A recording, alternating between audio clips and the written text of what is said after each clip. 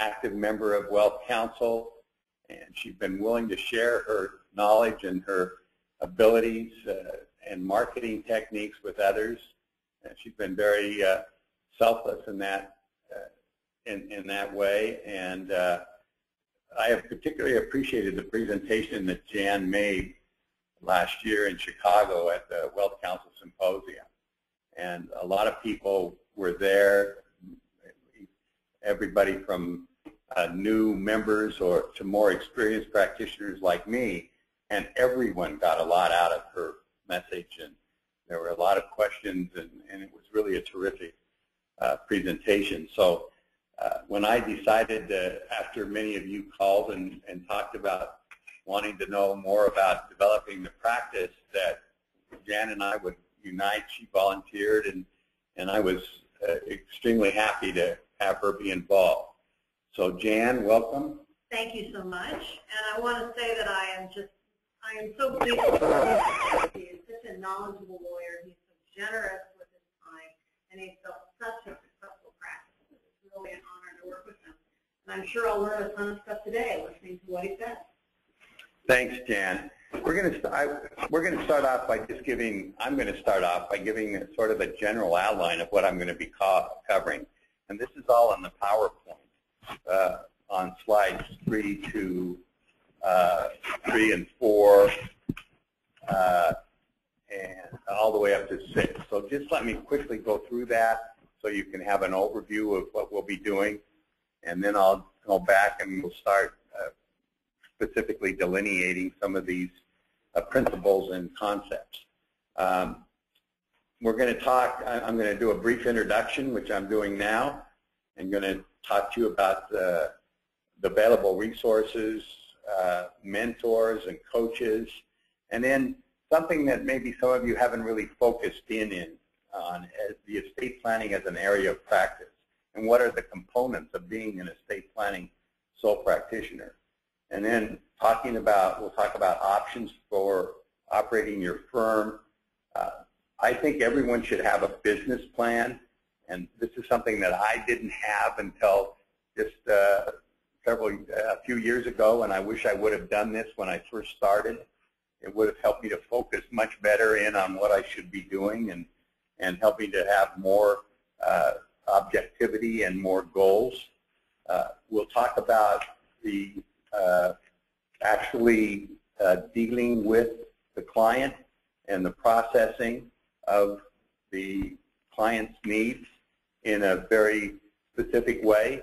And then I'm going to talk a little bit about marketing. And finally, we'll talk about a maintenance program, because I think that's part of building up your practice. It's a very big part, I think, and something that I wished I had done much earlier. And Jan will be talking more about in the marketing area, and she'll be following up with my discussion. And then when we have about 15 minutes left out of the 2-hour presentation, we'll open it up to questions. You're encouraged to write your questions out, but we won't answer them until the end. And then we may even have we may have time to interact a little bit and have you ask your questions verbally. So that's where we're going to be going. And I want to tell you, though, to start off, that about 10 years ago, I was in a position where I had a reasonably successful practice, but I had raised 7 children. Well, let's put it this way. I was there, but my wife did a lot of the work. But anyway, it did take a lot of my time and to be with my children. And I'd also been a part-time counsel for a NASDAQ company. But about 10 years ago, I decided that I really wanted to take my reasonably successful practice up a notch and make it a very, very successful practice. And I wasn't sure exactly how to do that, but I thought a lot about it. And so a lot of the things that I'll be talking to you today, I think will help you to understand how to do the same thing for your practice. And even if you're just starting, I think these are a lot of good ideas that you can implement. So let's talk about, first of all, what kind of resources that you have as a sole practitioner or as a young attorney just starting out. You're members of Wealth Counsel. That's a big, big resource.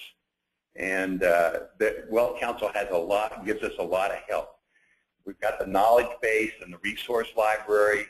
There's practice essentials that you can get from Wealth Counsel, the state and regional forums, the Lindbergh newsletter, the Wealth Counsel quarterly, the 24/7 library, and then all the education courses that Wealth Counsel provides. And I can tell you, I joined Wealth Counsel about 6 years ago, and that decision is the best decision I made with respect to elevating my practice, because I learned so much from my fellow members of Wealth Counsel, like Jan and others, and I was able to take advantage of the Wealth Docs and all of the educational programs. There's another book out that, you know, it's worth getting. I don't agree with everything in there, but I think it will make you think. And it's by Jay Fonberg, and it's called How to Start and Build a Law Practice. You can get it from the American Bar Association, or you can get it through Amazon. And it's well worth it to get it. It's got a lot of good ideas in there, and just tells a lot about his experience. By the way, he is a probate and trust litigator. And but he's got a lot of good information there that I wish I would have known about when I started out. I think it's important to have mentors. As lawyers, we've made a big mistake in not requiring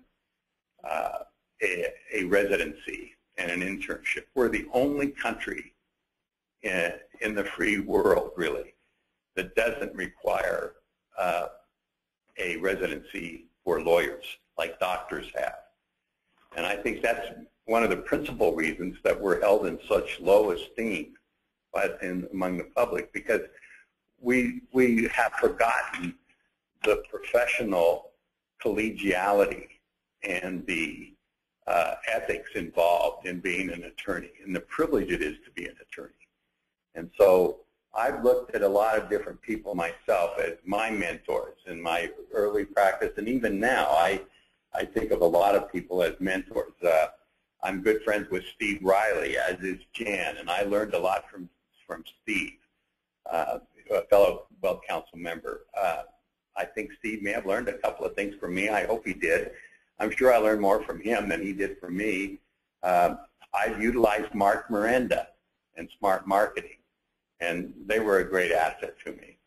And I'm now involved with Stephen Fairley and the Rainmaker Institute, and I use him on a continual basis with respect to my website hosting and other things. And I have a high regard for Stephen, and I recommend him highly. And I'm sure Janet will be able to comment on mentors too during her presentation. But I think it's important to find somebody that you can, in your practice area, your geographical area, somebody that you can sort of brainstorm with, you can call up. I was just on the phone this morning with a colleague, a fellow member of Wealth Counsel who they were having a client come in this morning, and they just wanted to ask me a couple of questions, and it was about the biggest client they'd ever had, and I think they needed just a pat on the back and an assurance that they could do it. So anyway, just try to find somebody that you can identify and then study the way that they do things and analyze and see if it's something that you can do and then put it into practice. One of the things that I've learned is that there's a lot of ideas out there, but not every idea is for you. Your personality and your particular situation may not fit into that niche or that someone's trying to get you to go into. So look at the ideas and think about them, but then make sure that they fit for you. There are coaches. I was John Wooden's ball boy in the 7th grade. And when he saw how effectively I passed out towels, he said to himself, I'm going to elevate my game. But he's never given me any credit.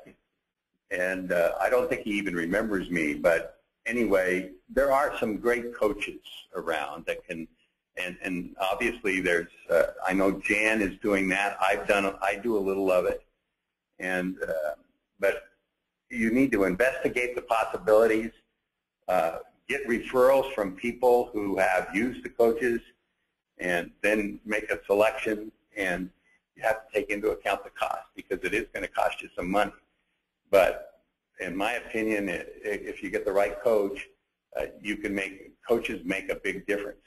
I coach Little League and Pony League baseball and basketball for 23 years. And I think I was able to make a little bit of difference with the young people that I coached. And I think any coach has the ability to make a difference. Let's look at estate planning as an area of practice. First of all, there are some givens here. It's tremendously competitive. It's flat fee based for the most part. You have to have new clients all the time, because not everybody does a trust every week.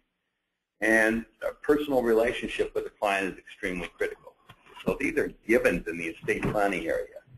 You have to be able to know how to gather information from your client, pull that out.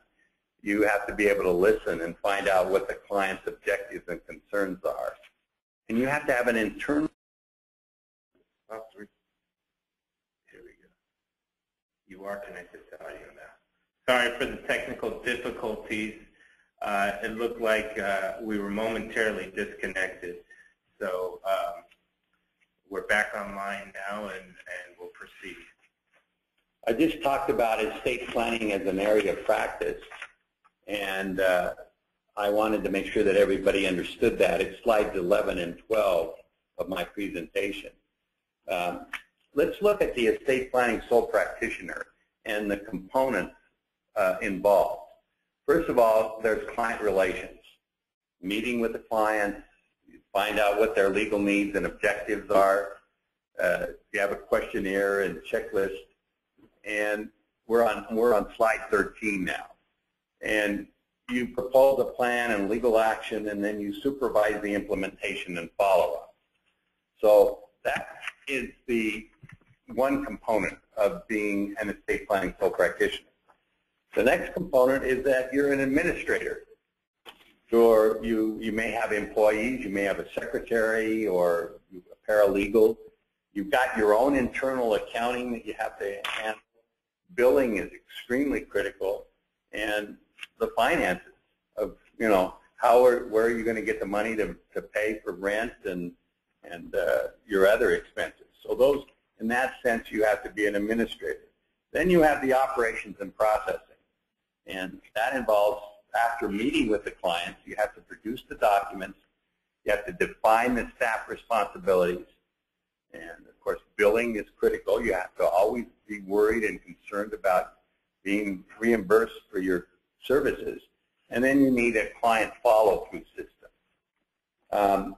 Marketing is another component, one that's often neglected, but it's a critical component of building and developing your practice. And you need a marketing plan, you need to be able to set aside the time, and then you have to make it work. You have to work and work and work the plan.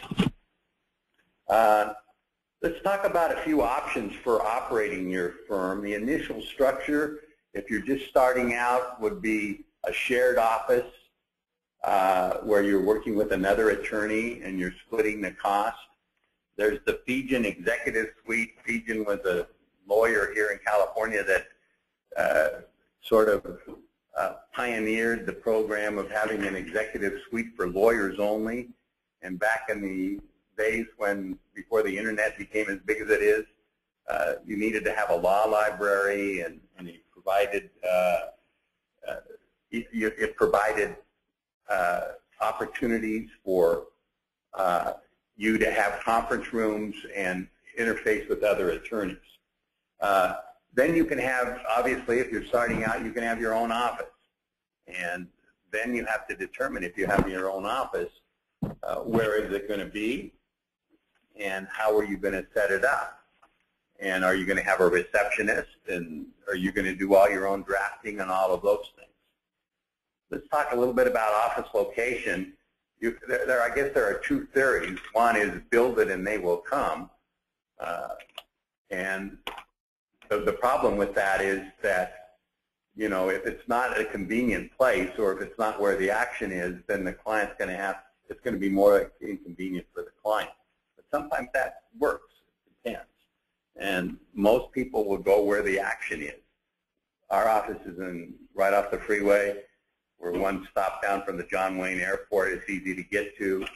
And we're in a big high-rise office building, and so that may be a good place to have an office. I just was in an office of one of our Well Council members the other day in Virginia, and they were in a high-rise office building where an executive suite. And a few weeks ago, I went down just a few blocks away to another Well Council member's office, and they were in, again, an executive suite there. So that's a possibility. So those are all different things that you can consider. What about the name of your law firm? Well, you can use your own name. Law Offices of Jeffrey R. Masson. Or you can use a niche name. I'm now a partner with Bohm, Masson, Cagle, and Aguilera, but I don't like that name too much. It's kind of a mouthful and really doesn't say anything about what we do. And so I branded our department of the firm Wealth Strategies Council, and I've even got a trademark on that now. And so I know you might have a geographical name, like Southern California Law Offices or Virginia Beach Law Office, something like that. But think about the different opportunities that you have to have a name. And more and more lawyers are using a branding type name rather than just their own individual name. Okay, I want to move on and talk about options for operating your firm with respect to the internet. I'm just going to mention this right now. Everyone should have an internet name and a website. You have to have that. And we're going to talk about that more a little bit. I might have Kai, my practice development director, talk a little bit about that and add in my comments. But let me just give you a couple of caveats. One, do it right. Do your website right. Pay the money to have it done right. Have it look professional. And then if you want to have access to the internet, if you want people to be able to Google and get referrals off the internet, you have to work it. And it takes a lot of time and money to be able to do that, to be able to get the search engine optimization that you require. And that may mean having a blog and multiple sites. We have that. I think I have, how many do we have, Kai? About 7 sites? Yeah. We have 7 websites, and we have a blog, and we do a lot of work with the internet. And I tell people, you know, just think about how many times you Google every day. And even if you're a sophisticated corporate officer, you might say, you know, I need some asset protection planning. And you might Google asset protection lawyer. It's amazing. And in fact, that's what one of my best clients did. He's the president of one of the biggest companies in the world. And he got me off the internet. I never met him. In fact, he sent me a retainer sight unseen. And I asked him why he was willing to do that. And he said, well, I've already checked you out. I've already done a complete background check on you after I looked you up on the internet. So people do Google for everything, and they will Google for lawyers. And it's different than the yellow pages. Because at the yellow pages, you just don't know, it doesn't give you the real information. It's all self-serving. But you can find a lot of information out on somebody on their website. We have a video on our website. We make reference to the fact that some of the awards that I've won, and then we have testimonies on the website from testimonials from other lawyers and clients. Anyway, you can learn a lot, and you should focus in on that. Now, What I want to do is to briefly go through a business plan and how to set it up and what you want. And this isn't, I'm not saying that this is the right way to do it. There's probably a lot of different business plans out there. I spent a little time in going through and making up the basic areas that I would utilize in a business plan for a small law firm. And I hope you can get something out of this. I think you need to have a mission statement and goal. It's been said that if you don't aim at anything, you're sure to hit it. And so I think you need to have goals and targets and write down what you really, why will people want to seek your services?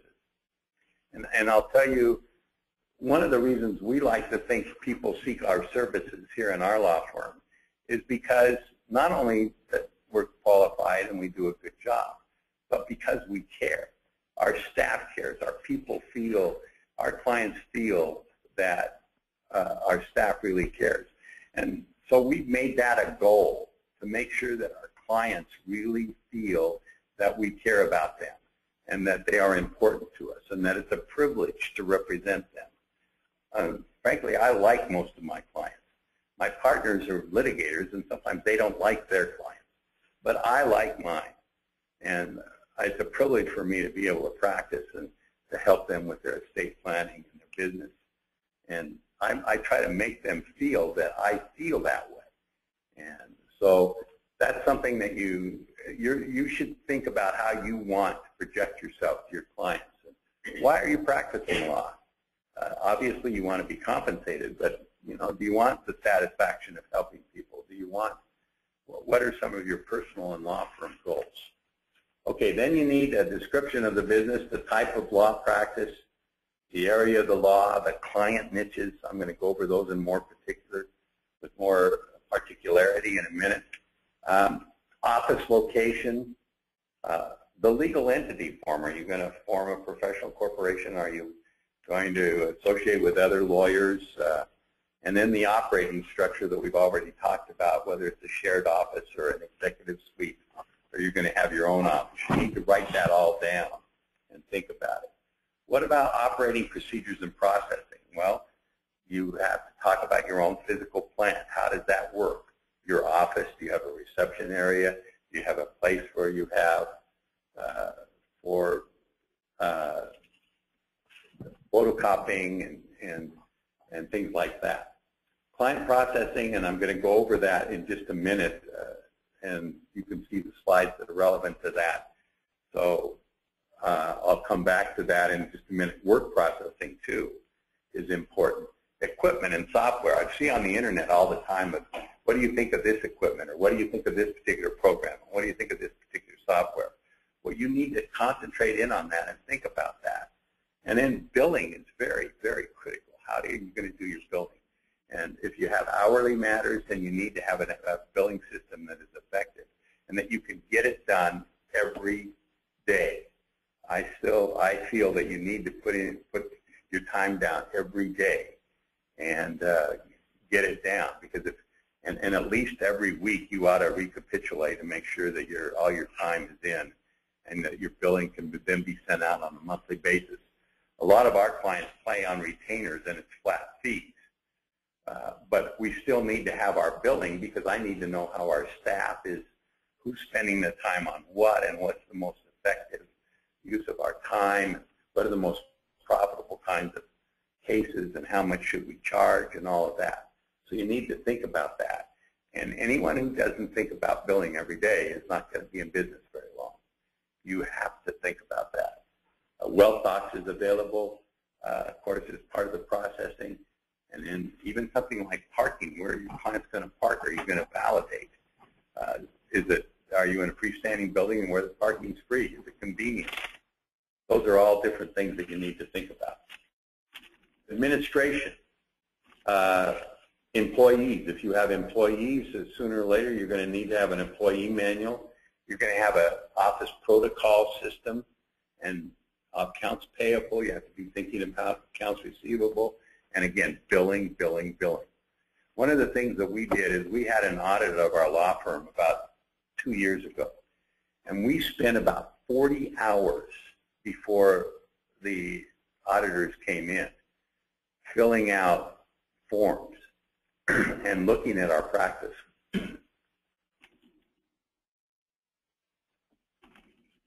And that was such a valuable experience. In fact, we had Stephen Fairley and the Rainmaker Institute come in.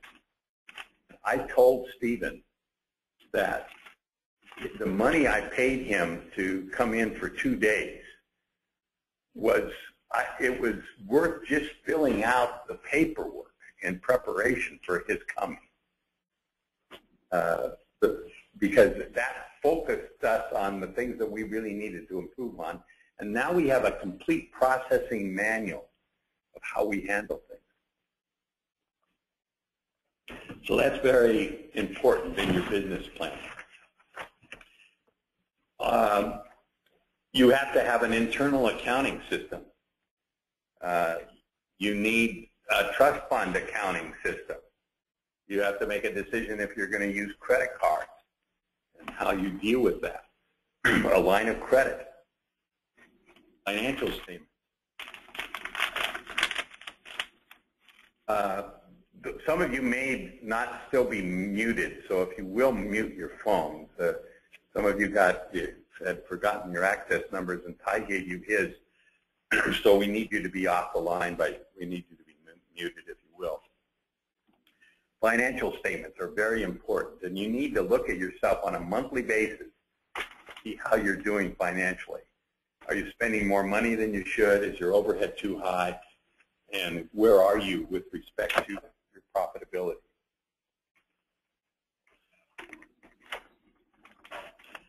And of course, you need to have an operating budget.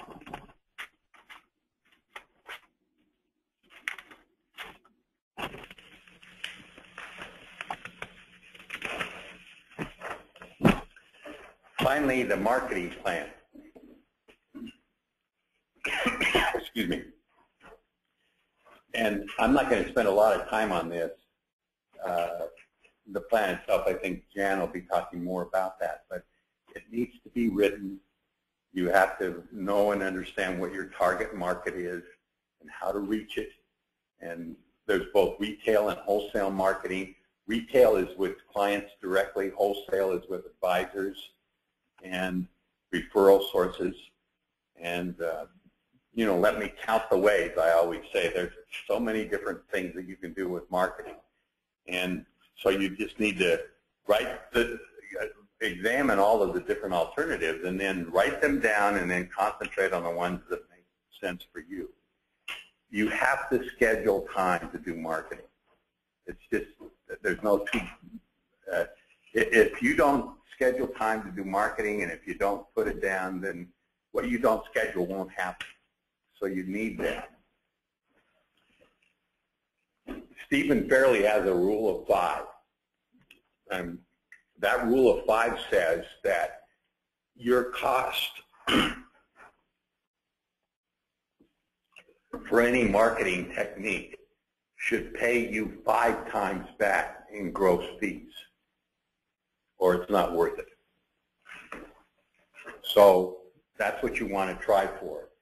Any expense that you make for marketing, it should come back at least 5 times. Now, I've done some things that have come back much more than 5 times. I've done some things that I haven't gotten anything out of. So I've made some mistakes. And you probably will too. But you have to be willing to risk a little bit. But what you have to remember is that the rule of 5 is a good guide.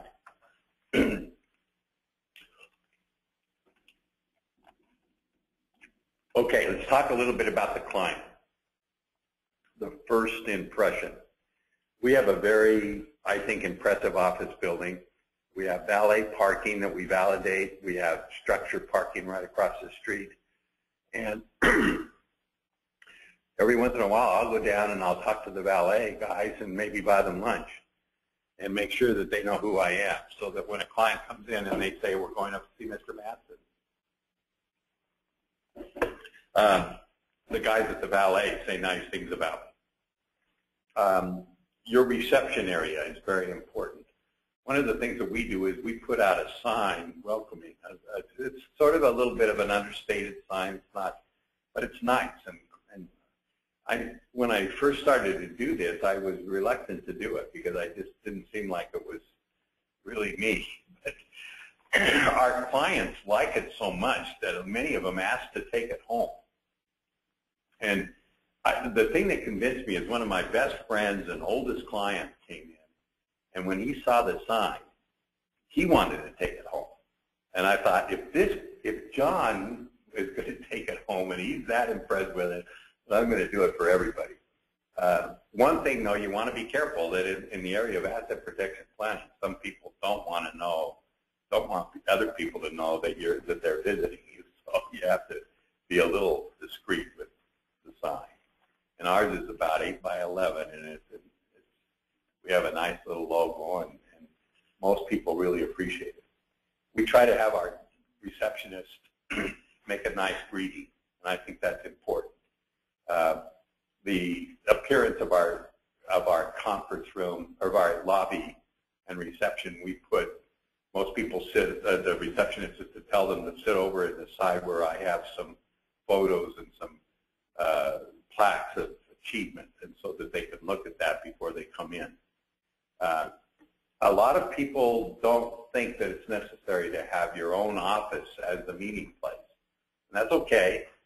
You can have a conference room and meet there. I like to have people meet in my office. I have a reasonably nice office, and I have a round table aside from my desk. That's where I meet the clients. I don't think you should meet and have to have a client sit across the desk from you.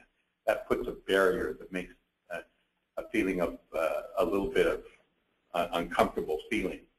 And I think your office can reflect who you are. I'm a big sports fan, so I have some sports photos there. I'm a real Revolutionary War history buff, so I have a great big picture of Washington at Valley Forge kneeling in prayer at the side of his beautiful white stallion. I love that picture. And then I have pictures of my children and my grandchildren, and lots of times the client will want to go over and look at them. And I'll kid around with them sometimes and say I'll knock $100 off their bill if they look at my grandkids. But it just makes people more identify with you. And that's one of the things that is really important in being an estate planning attorney is you want to unmask the client. You want the client to be able to tell you things about them that they wouldn't tell somebody else on a first meeting. And what happens when they do that is that there's a bond that's formed. And that bond translates into trust and a feeling of comfort. That means that you can close and they will retain you. That's the most important thing about your relationship with the client. Not if you know, not what you charge, not what you propose that they do. The most important thing about your relationship with your client is whether they like you and whether they trust you. And that should be your objective, is to help the client to feel comfortable with you, to like you, and to trust you. Now, you need to be able to get information from the client. And one of the things I do in the process of getting that information, I like to try to have the client see the urgency and the need of our services. Because when they feel that there's an urgency and a need, they're more likely to retain you and to come up with a retainer. So in the initial meeting with the client, we gather information. Sometimes we have the client fill out an information sheet in advance, but I don't always do that. So I find that sometimes that's intimidating, and sometimes it's the client delays. So lots of times we will just have the client come in and bring in that information, and I'll solicit the information at the initial client meeting, especially if it's just for a standard estate plan. I will do that. And I try to listen to what the client's concerns and objectives are. And then if it's just the standard estate plan, I briefly design a plan for the client, and I close and commit. I don't have them come back. I want the retainer. I want to close and commit then. And I'm going to show you how, I'm going to tell you how I do that, give you an example. And I'll do that right now for you. If I've been sitting with a client, let's say a couple, Bill and Donna, and I've told, and they're going to go ahead and do they come in to have a revocable living trust done. By the way, I don't charge for the initial consultation if it's an estate planning matter. If it's a business matter or an asset protection plan, matter, I do. But for just the standard estate planning, as long as they know more or less what my fees are, I give a complimentary visit to them. And because if I figure if they know what my fees are and they want to come in and do and listen to me and meet with me, then I figure if I can't close, I ought to go flush myself down the toilet. You should be able to close on somebody who knows what your price is for the basic estate plan and is willing to come in and make an appointment. But anyway, this is how I do it. And I ask the client, I propose to the client that they do the living trust and the complete estate plan. And then I say, our fee for doing this will be $4,000, let's say. And that includes doing the complete trust. It includes the pour-over wills, the durable powers of attorney, the healthcare power of attorney, the medical records release form, my attorney certificate, and it's a complete California estate plan. Then, so Bill might say, well, gosh, Mr. Matson or Jeff, that seems like a lot of money, and I think we need to think about it. You know, here's what I say. Well, if you're going to think, then here's the 4 things that you need to think about it. Frankly, Bill, I think you've already thought these 4 things about these 4 things, but let me just remind you what they are. First of all, do you have a need? I think you know that because that's why you came here, because you realized that you needed to have a plan for your family, that you needed to have something that would effectively pass your assets on to your children, and that you needed to be taking care of Donna in the event something happened to you. So that you obviously have the need. Number 2, the second thing you need to think about is the strategy and the recommendation that I've made to you make sense? Does it fulfill your need? Does it satisfy the need? And I think you see how it is. I've explained to you how the trust can act as a substitute for a will in a sense, that it helps you to avoid probate, that you have the will and your wishes are all made sure that they happen for the benefit of your wife and your family. And then the third thing you have to think about is, are you comfortable with me?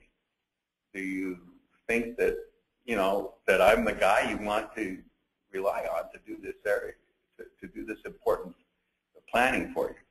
And I do want you to know that I look at it as a privilege to be able to help you in this, because it is such an important thing. And I do hope you feel the comfort and trust with me. And they usually, the client is going to usually, they don't want to feel, they don't want me to feel bad. And so they usually say, yes, of course we feel that comfort with you. And then I said, well, the last thing is the price. Is it fair? And let me tell you this. The reason the price is fair is because the other 3 things that you've thought about, you've come to a conclusion that they're right. And you're willing to make an investment to protect your assets and to provide for your family. This isn't an expense when you pay me the $4,000. It's an investment. And the reason it's an investment is because it's going to protect your assets, it's going to provide for the disposition, and you're going to be able to take care of your children and your wife. And this is why the price is fair. The price is fair is because it accomplishes what you want and you get an investment for it. And so I don't really think you have that much to think about. And we usually ask for on a $4,000 fee, we usually would like $3,000 as a retainer. So, and we would take your check, or we can take a credit card. And how do you want to pay? I assume that the client's going to close, and I can tell you that on an estate planning, basic estate planning, I close almost all the time. There's no way on the first meeting I close. And I can't say that that's true on a more complicated estate or on a more complicated business or asset protection matter, but on an estate planning matter, I always close. And I think the rule of 4, I call it URUP, urgency, recommendation, comfort level with you, and then price. Those are the 4 things that you can have your client think about. But for the most part, they've already thought about that. They don't need to go home and think about whether they're going to do it. Have them do it now. I also usually can get a retainer, even if it's a larger estate, if I'm going to do an analysis, or if it's an estate, an asset protection plan. I can usually get a retainer even on that first visit, even if I don't know exactly what I'm going to recommend that the client do. The wonderful thing about the retainer is that you've got that attorney-client relationship then, and it makes a difference because they already start thinking that they're going to be working with you, and it's nice from a business standpoint that you've got that retainer, and that's an important thing for you to be able to continue to pay the rent and make your expenses. So that should be a goal whenever you meet with a client for an estate plan. I think to get a retainer. Now, some attorneys don't. They have more than one meeting. They have an information meeting, and they have. To me, I don't do that. So I'm just telling you. I'm not saying that I do it the right way, but I'm doing it the way that it's paid off big time for me, and that's you're going to have to figure out how you want to do it. Okay, once the client has been retained, then what kind of process are you involved in? This is the process that we have for an asset protection plan, and it's on slides 31 to 32, 31 and 32. But there's a retainer letter. We have to have a conflicts letter between the husband and the wife. Then we have to involve the team. You've got the advisor. Sometimes I'm co-counseling. We involve our firm operations manager, who I'm going to talk about in just a minute. We delegate the responsibilities among our staff. We always make one of our staff in charge of the case. And I call it, because I'm a Marine, I call it the staff NCO, staff non-commissioned officer. That person is in charge all the way through. They may not be doing all the work, but they're at least feeling that this is their baby and their case. Now, the firm operations manager is over that person and will follow up and make sure that that person does it right. If you're a sole practitioner, you may not have to have that much of a staff, and you may be doing your own drafting of documents. By the way, your goal as a sole practitioner is to not do your own drafting. That's one of your biggest goals. Right now, you write that down. My goal is not to do my own drafting. Now, I do a little bit of drafting sometimes. I might have to change what the paralegal has done, or there's a specific provision that she may not know how to understand how to do it, and I may have to do a little bit of it. But the basic documents are not drafted by you. If you do your own drafting, you will never make as much money as you want to make. So right now, everybody who's doing their own drafting should write down, my goal is to have someone else do the drafting of the document. Believe me, you can't go to the next level if you do your own drafting. You need to gather information and get the existing estate planning documents from the clients. We have an internal checklist that we use about everything. If we form an LLC, we have an internal checklist of making sure that everything about that LLC is done. If we are doing a basic estate plan, there's an internal checklist for the trust, for the wills, and we follow through and make sure that everything's done right.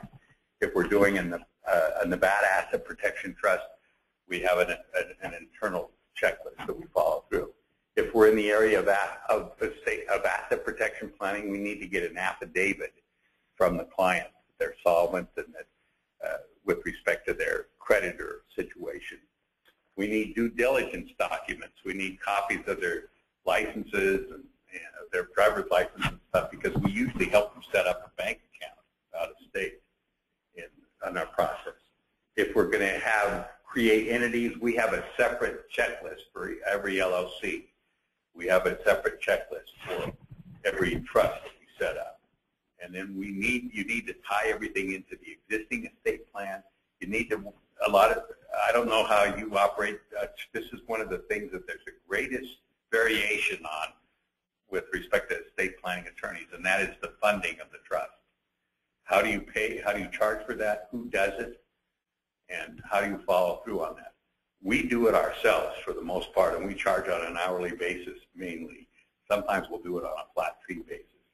And if the client is going to participate, then we make sure that we give a memorandum and delineate the responsibilities between us and the client. But we will not do a trust unless it is properly funded. The execution, the signing meeting is a very important meeting because you want to be able to have the client feel real good about that, and it has to have a process too of how you go through the documents and who's involved and how you handle that. You need to stop and think about each step of that, and so that your process is the same and it goes through. Now, one of the things that I'm going to talk about is the maintenance program. I'll wait until a few minutes later to talk about that. I've got about 10 minutes here left, but I'll finish up with that. You want a complete package and client files, and then at the end, we do an identification and referral letter.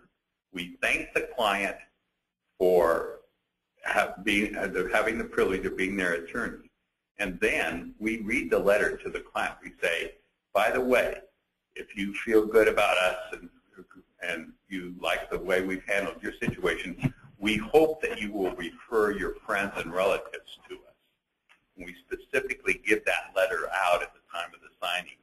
It's just a two-paragraph letter, but it's very critical to do that. It's a great opportunity because the client's signing the documents, they're feeling good about things. That's the time to, and then they may go back and that next day they may see their brother or their sister or their friend, and they may say, yeah, we just did our estate planning and we had a great experience, and you should call this attorney if you want. You know, it's a great way of getting it. We set up bank accounts for clients sometimes, but we deal with the bank and make sure that they can open accounts there, or if they've got we help them to change their bank accounts into the name of their trust. That's becoming increasingly more difficult because banks are getting more particular about setting up their accounts, but you still need to follow through with that. We deal with the CPA, and if it's a business client or an asset protection client, you need to involve the CPA. Okay, we're on slide 33 now. This is Lisa Allred, who is our firm operations manager, and she has internal checklists, and she is over making sure that everything goes on in the process of our firm. She monitors everybody. She gives a complete action list every day, and it's updated every day. And she's kind of like my boss. She'll come in and say, Jeff, this is what you have to do today in the morning. And then she'll come in before she goes home and she say, Jeff, you didn't make this phone call, did you? You know, lots of times I have to say, no, I haven't. So she says, well, unless you want me to slap you around some more, then you better make it right now. And you got to promise me that you'll call this person. If she goes, she has 2 small children, so she goes home sometimes at 4 or 5. Sometimes she'll stay till 6 or 7 if she has to. But if she's got a soccer game or something, she needs to go earlier than I do. And so, you know, she wants to make sure that, and she cares. The great thing about Lisa is there's 2 great qualities to have. Number 1, she cares. And number 2, she is really able to focus in and get a job done. So I really love her, and our clients love her, and she's a terrific asset to me. Okay, I'm going to just finish up quickly with marketing, and I want to save a couple of minutes to talk about the maintenance program. There's different ways of marketing: seminars, websites, mailers, newsletters. We have an extremely successful web presence. We get 5,000 hits a month or more. on all of our different websites. And we use my practice development director, Ty, has really become an expert on how to optimize the search engines. But he needs somebody even more specialized than him to do it. What he does is he follows through with them. Now, this is what I want to say. This is an important fact. When you're dealing on the web and you hire somebody to help you, you have to make the time or have somebody in your firm or somebody, your representative, to monitor the process, no matter who you use. No matter who you use, if you don't spend the time following through, it's not going to be done right, and it's not going to be done to your satisfaction. So just count on it. You just can't say to somebody, a third party, "Here's what I want done, do it." It's just like if you were an owner's in the construction business. Every owner of a building who is having a building constructed has an owner's representative that oversees the contractor and looks at things purely from the owner's standpoint. That's what you need. You need an owner's representative to deal with your website people. And so just remember that. You have to spend the time to do that. We have newsletters. We send out mailers. We do everything that everybody else does in that regard. We have very nice, Mark Miranda helped us to develop our brochures, and they're very nice, and we think they're effective. So that's another thing that you need to do. You can start off with a smaller, less expensive one and then work up and make it up. One of the things that I think you need to do is to get repeat business. And the way to do that is through a maintenance program, offer to update and amend your existing estate plan, and then discreetly soliciting referrals by the thank you letter that I just referred to. There's a lot of different ways to get niches in the estate planning area. You can have fundamental estate planning, high net worth, elder law, Medicaid, probate and trust administration, probate and trust litigation, family law. So there's a lot of different niches. There's clientele niches. We're on slide 38, professions. You can work with doctors or work with engineers. You may have you can work with in a geographical niche. You can work with different, in a net worth niche. You can work with ethnicity. You can have a lifestyle with like young married, working moms, particular religions or other common characteristics. But if you can figure out a niche, it's going to be very important for you. Our niche is asset protection planning. And we do a lot of we do 5 things. We do estate planning, both basic and fundamental. We do asset protection planning. We do business. We represent a lot of small, closely held business owners.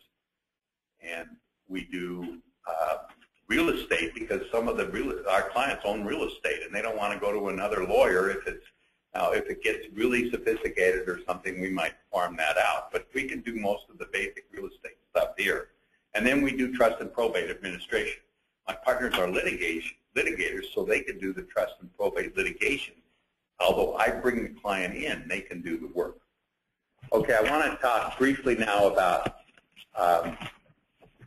maintenance programs, and I'll finish up with that. What is a maintenance program? Well, it's an annual membership for fee, and there's services to be rendered in exchange for that fee. And we're on slide 39 now. This is what we provide as part of our maintenance program. Unlimited phone calls, 1 amendment to estate planning, docs, assistance with trust funding, updates and changes to the law, seminars. We use DocuBank, and we give them the first year. If they sign up for our maintenance program, we give that to them complimentary. I think it's an $18 fee. And then the best thing I like about the maintenance program is I say at the end, you know, you just made me your permanent personal attorney. And what an honor that is for me.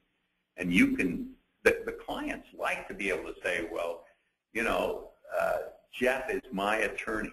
I've got an attorney. They like that relationship. Why shouldn't you have an ongoing relationship with your clients? What are the advantages then besides this client connection? You have an ongoing residual income. An ongoing residual income. And that is very nice. And I found that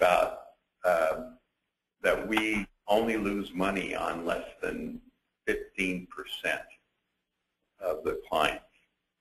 And on the other 85, we come out very well. So it makes up for the 15 that we don't come out so well on. And even on the 15, it's not that big of a hit. There are two types of the maintenance programs. The basic, if it's just a regular standard estate plan, and we charge about $400 or $500 for that. The higher maintenance, we have one client we charge $20,000 because they've got about 20 LLCs, they've got 3 or 4 different trusts, they've got an offshore program, and so our fee for that is $20,000. But so you can charge different fees for different things, and if you're going to do a maintenance program, though, you have to have internally set it up. You have to have a responsible staff member, or you yourself, if you don't have the staff, have to be in charge of it. You have to send out letters and updates. The client needs to feel that they're getting something for it. One of the best ways, I think, to do that is write personal letters. And it can be the same letter, but you just make sure that it's sent personally to each different client. Sometimes we'll just call up a client and make sure that they're okay. And then if there's entities involved, we make sure that the entity compliance is done. And we give seminars. We have a big conference room, and we can set up chairs or a big table. And we have clients come in, and we give seminars on, like, how to be a successor trustee. And that's a popular one. Another seminar can be, we would give would be one on asset protection, that's more sophisticated than they maybe are doing. You need to have renewals, and so you have an annual letter of invitation and billing, and then follow through.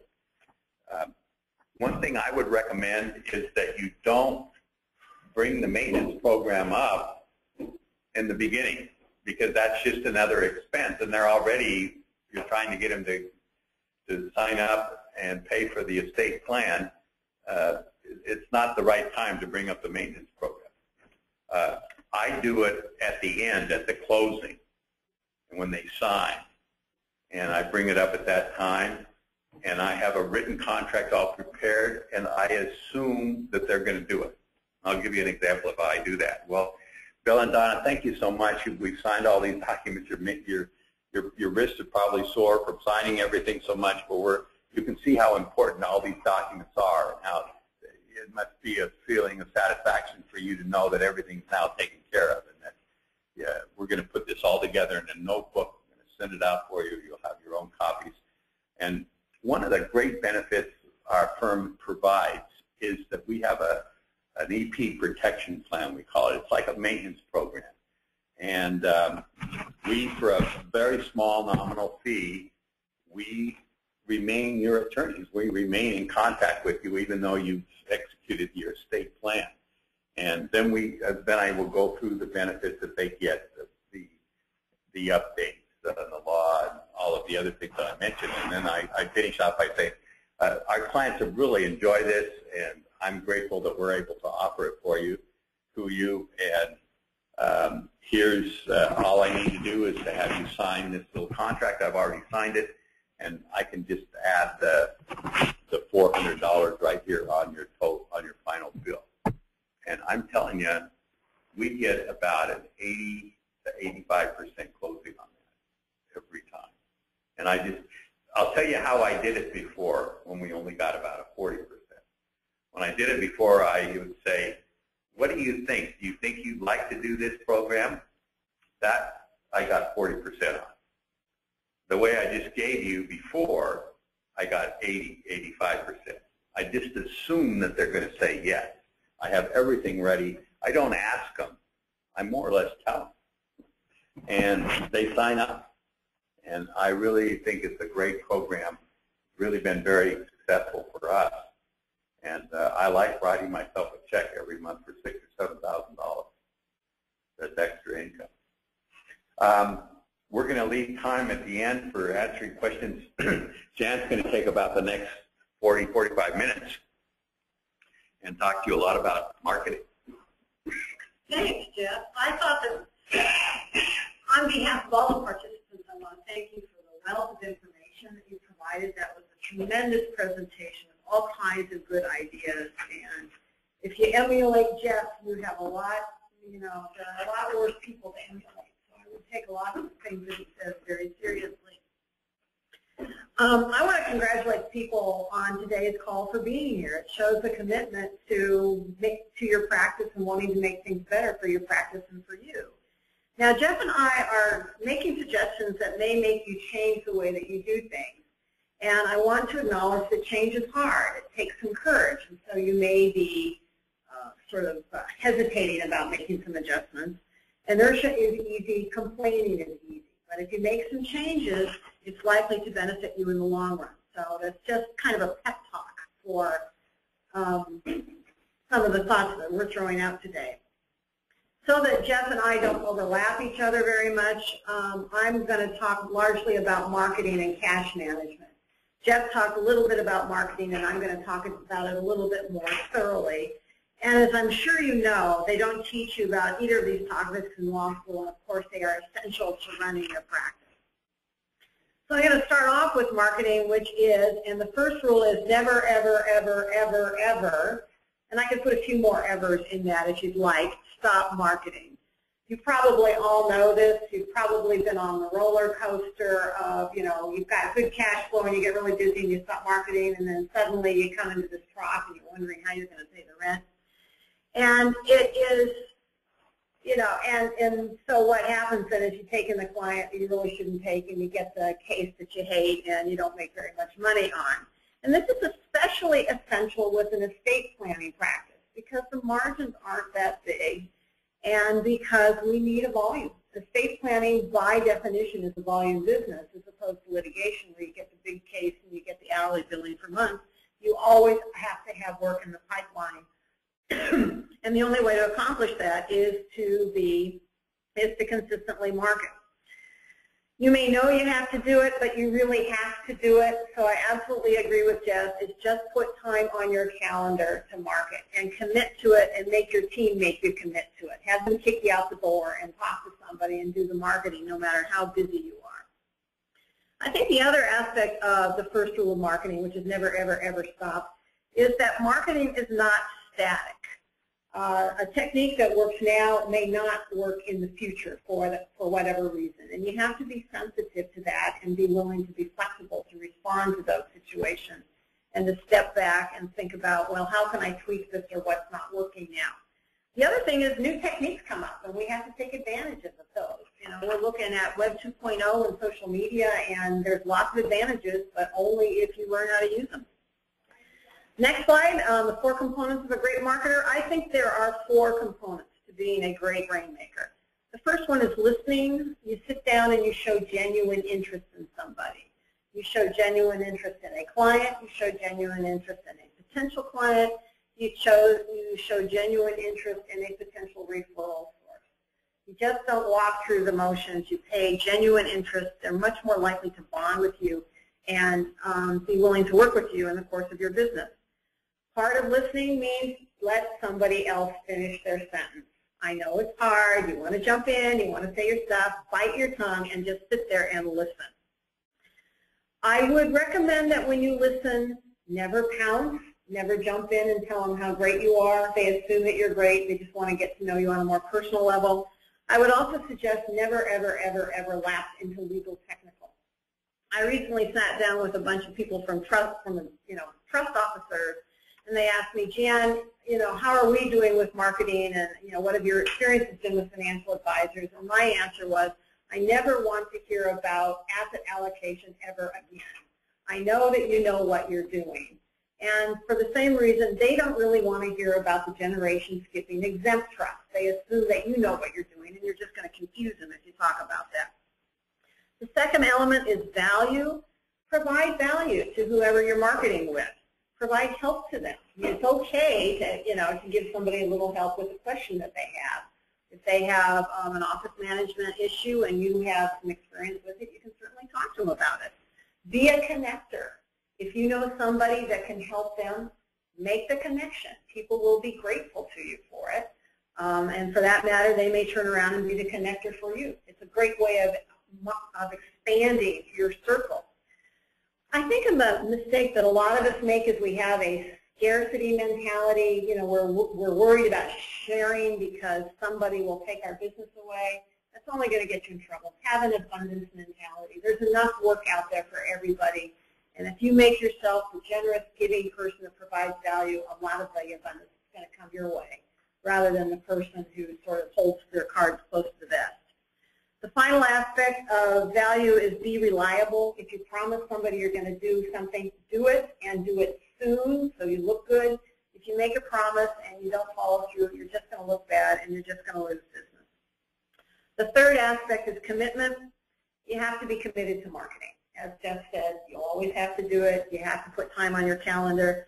And marketing means getting out there. It means sucking it up and talking to strangers about what you do and getting to know them. It also means being open to new ideas, new techniques, new thoughts that people might bring to you, and that's a real commitment to marketing. Commitment also means being persistent and consistent. If you're going to do seminars, you need to do them consistently, not just once a year. If you're going to do wholesale marketing, and we're going to talk about that a little more often, you need a real plan, you need consistency, you need consistent follow-up. And then finally, and you might find this a little odd, is I think you need some vulnerability to be a great marketer. And you listen to Jeff, and we all know that he's a fabulous marketer. And you realize that he has this nice self-deprecating sense of humor. He's showing some vulnerability. And that's what makes him memorable, and that's why people like him. If you come across as perfect, nobody's going to trust you because they know better. So go ahead and make yourself vulnerable. Ask for help if you need some help. And admit that you've made a mistake. Ask people what their experiences are working with your office. That opens up a tremendous amount of intimacy. You'll learn something good about it, but you'll also bond with somebody and they will respect you and send more work your way. Another aspect is that vulnerability means risking failure. And Jeff talked about this a little bit too. Sometimes you have to get out there and make the decision that you're going to try something new and you may fall flat on your face. Okay, you do. You just pick yourself up, you dust yourself off, and you go forward. Nobody's going to remember if you fail, or if they do remember if you fail, they're going to do it with respect because they know that you got out there and tried rather than staying hidden in a corner. So let's talk about the three kinds of marketing. Jeff touched on these. We have wholesale marketing, we have retail marketing, and we have current clients. So the first thing I'm going to talk about is wholesale marketing, and that's through referral sources. It's through other financial professionals in the area. And Jeff was talking about having niche practices. If you are an elder, if you specialize in elder law, you will have different referral sources, perhaps through convalescent homes, and somebody who specializes in high net worth asset protection work, where you might see the work from a bank or your organizations with business entities. But anyway, it's working through referrals from other financial professionals. Who do you talk to? I would start off by thinking, where do your favorite clients come from? Who referred your favorite clients to you? Who are the clients that pay you, that you enjoy working with? And then take a look at where they came from. And if they came from a certain kind of professional, that might be a good place to start your marketing strategy. So if you get good clients from your CPA, maybe it's time to get to know some other people in your CPA's firm, or get involved with the local organization of the American Institution of CPA. But it makes it, you can find your particular sweet spot and then look where the clients in that sweet spot came from. If you don't know many people and you're a little bit shy about who to talk to, I would say start off with people that you know and that you're comfortable with so you can practice with them. And even tell them that you're practicing with it. So go take your CPA to lunch and tell them what you're trying to do and ask for some hints about it. And that's probably a good way to start, and then you can get working with people that you don't know quite as well. What to say, once again, don't pounce, don't talk legal technical. Ask people what concerns them. what concerns them about working with their clients, what concerns them about their businesses. This is part of being a great rainmaker. You're providing value. Also, as Jeff said, when working with your clients, they hire you because they know, like, and trust you. People refer work to you because they know, like, and trust you. And so if you are asking people what concerns them and providing with help, they're going to know, like, and trust you and think of you more often when they need to refer a client for estate planning or trust administration or asset protection work. How to say and when to say it, there are several ways to say things. And you have to do face-to-face marketing. You can't hide behind your website. You can't hide behind your newsletter. The way to develop a relationship is get in front of somebody and talk to them and show them who you are and how wonderful you are and develop a relationship with them. Now, you can make perhaps an introduction through a good website, but you do have to talk to them at some point. And then you have to stay in contact. There's drip marketing. There is the quarterly newsletter, and Wealth Council has a nice one. You can create your own. You can create a email newsletter. Steve Riley has one with the Daily Planet, and Kim Hamilton has one with Educate to Motivate, and that can be institutionalized, but that way you stay what's called top-of-mind awareness. If it comes out regularly, you stay on people's radar screens. And you have to do it over and over and over again. People's attention spans tend to be short, and so you have to be consistent. I have a few additional thoughts about wholesale marketing. It's slow. It takes a while to develop the relationships, and you're going to kiss a lot of frogs out there.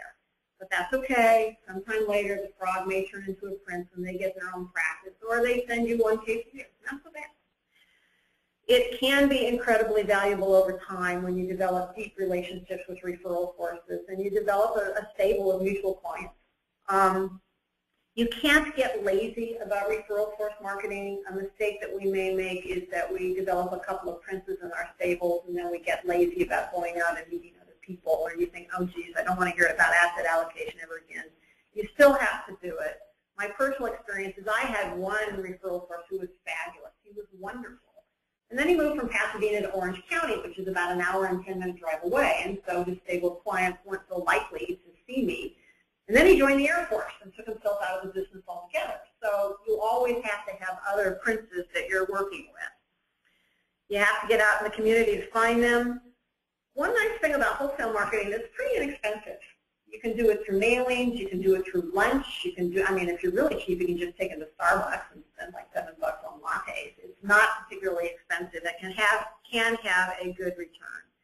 But you have to be committed, you have to be persistent, you need a system for wholesale marketing. It can't just be random acts of lunch when you feel like it. You have to have a marketing plan.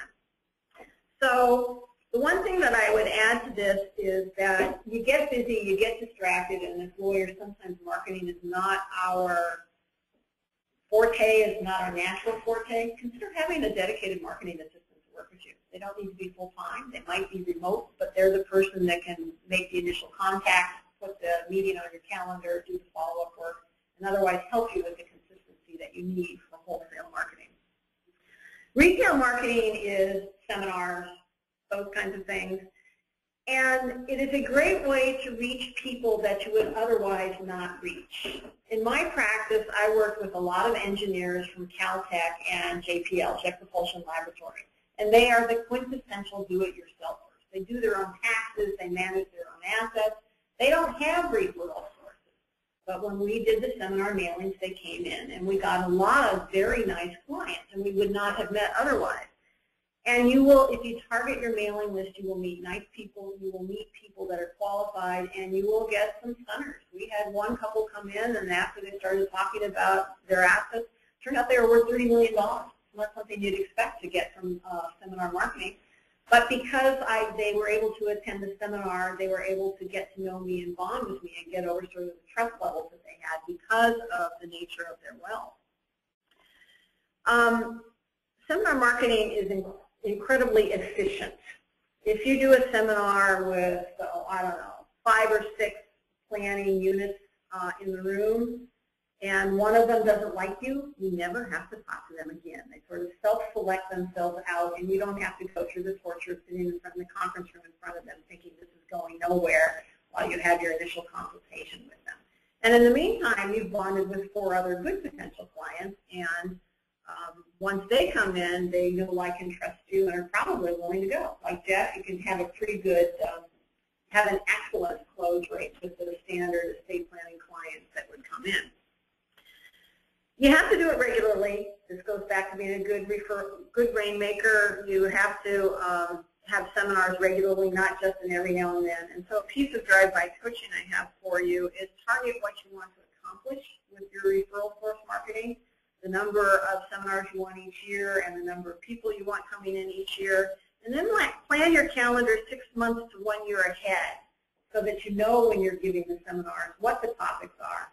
Publish the seminars on your website. Send some kind of an announcement to all of your referral sources, because this will force you to actually do it rather than just letting it slide by. In our office, we used to do 2 seminars a month. We purchased a mailing list with certain zip codes and certain demographic aspects, the amount of work, the amount of real estate work, money in the bank, ages, those kinds of things. We would give seminars about basic estate planning, some about asset protection in the context of real estate, some about Medi-Cal planning, trustee training workshops, and we mixed it up during the course of the year. We generally had 2 seminars a month, 8 months out of the year. During the seminar, we would mention price fairly early on in the presentation. And the idea behind that is to get people over the shock value, and also, if they weren't going to, if the price was the reason why they were going to see me, then they would self-select themselves out. Another thing is that they could then enjoy the seminar rather than spending the entire time wondering what we were going to charge them. So, and that's another efficiency with seminar marketing, is when people come in to see you, they know what they're going to pay you, and they've already gotten through that hurdle with themselves. And I love, Jeff, you wrote discussion, but I didn't have to go through that very often with the seminar clients. You may say, well, the one other aspect is follow-up is absolutely crucial. If somebody comes to a seminar, you need to get to them the next day, because by 3 or 4 days later, they may remember that they went to a seminar, but they won't remember anything that you said. And a week later, they won't even remember that they went to the seminar. So you need to have the systems in place to get the follow-up. Get the appointments even at the seminar if you can, but the follow-up phone calls. Send thank you notes to everybody who attended. They may come in later. You may say, well, seminars are really, really, really expensive. And yes and no. First of all, you are building a know, like, and trust relationship with people in these seminars, and so they come in kind of pre-sold. I already talked about how you screen out the people that aren't going to want to work with you. And generally, when we did seminars, if we generated 1 retention, we were breaking even, and we very often met Jeff's rule of 5. So you may say, okay, right, it cost me $5,000 to do 2 seminars this month, but what if you bring in 2 clients? You've more than paid for yourself, and maybe the return on investment is worth it. The other aspect to it is we discovered over time that somebody may come into a seminar and then come back to see us 2 or 3 or 4 years later when something happens. So it's hard to totally track it. But if you can make money just within the next month after the seminars, you're probably a long way to doing that as an effective marketing tool. The third method of marketing, and I think this is hugely important, and Jeff mentioned it, is current clients. There is no better source of referral than current clients. They know you, they like you, they've obviously sung your praises to their friends, they've probably told people what they paid, and I found that if somebody came in from another client resource, I had like a 98% close rate. They were ready to go. And they had already done some emotional bonding with us. We didn't have to do that much work at the initial meeting to develop a relationship. Now, how are you going to get referrals from your current clients? Well, as Jeff said, you need to ask. And so at our signing ceremonies, we would always say something like, we've really enjoyed working with you. If you know other nice people like you, we'd appreciate it if you said good things about us to them. We would be honored to work with them, and we'll take good care of them. That generally, people nodded yes, and some of them actually followed through on it. Stay in contact with your clients.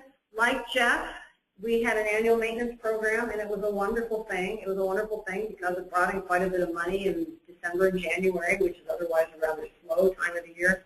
But we also had these wonderful, wonderful relationships with clients. The follow-up meetings with them were a lot of fun because by then they trusted us. And those are the ones who were likely to refer work to us. We had, unlike Jeff, what we did is we just automatically enrolled them in our client maintenance program. That was in the initial retainer letter. And we would say, okay, you're automatically signed up. And then we'd send the bills out. And we'd have about an 85 to 90% readable rate. There are other contacts that you can do. Send a Thanksgiving card, send a letter once a year about changes in the law. If something really bizarre happens in the middle of the year, send those letters out as well. Have a newsletter. Have a signature marketing event. We had a picnic in the park. It was catered by Pie and Burger. We gave people Jan Copley, attorney at law, Frisbees, and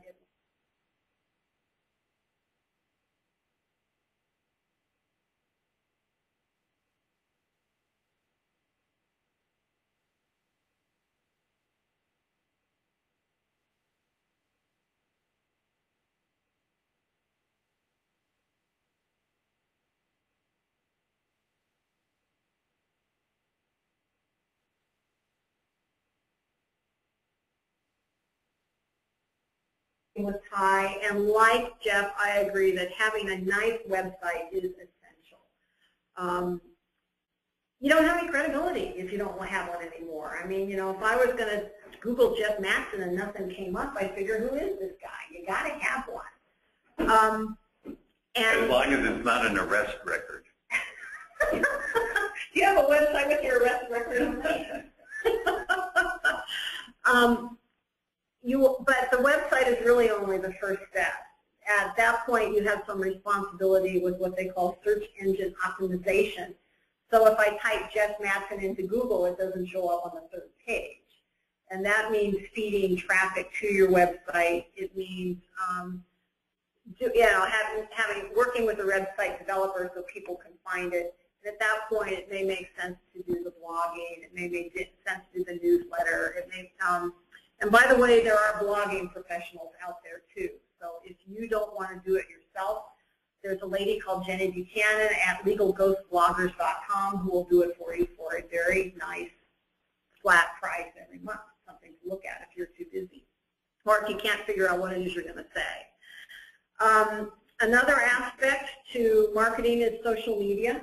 That can drive traffic to your website. It can raise your It can raise your credibility in the community, and it's amazing how quickly people find you.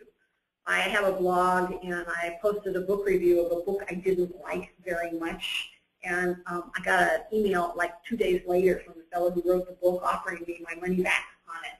But in the meantime, he Twittered about it and linked about it, and that helped drive some more traffic to my website. It was really interesting how that worked.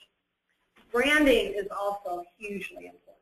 You know, Jeff has developed a very nice brand of the victory wreath, the laurel wreath, and it conveys the elegance of his office, I think.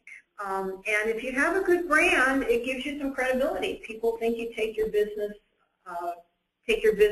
seriously because you've actually spent some time creating it, getting it out there, and it also makes you memorable. When I was practicing law, the Jan Copley Attorney at Law brand had a nice leaf in it. And the very last presentation I made to an office was at Merrill Lynch, and the firm I sold myself to had put their materials together, and they had a slightly different brand. And somebody said, "Where are the leaves?" So it makes you incredibly memorable, and it can be incredibly valuable.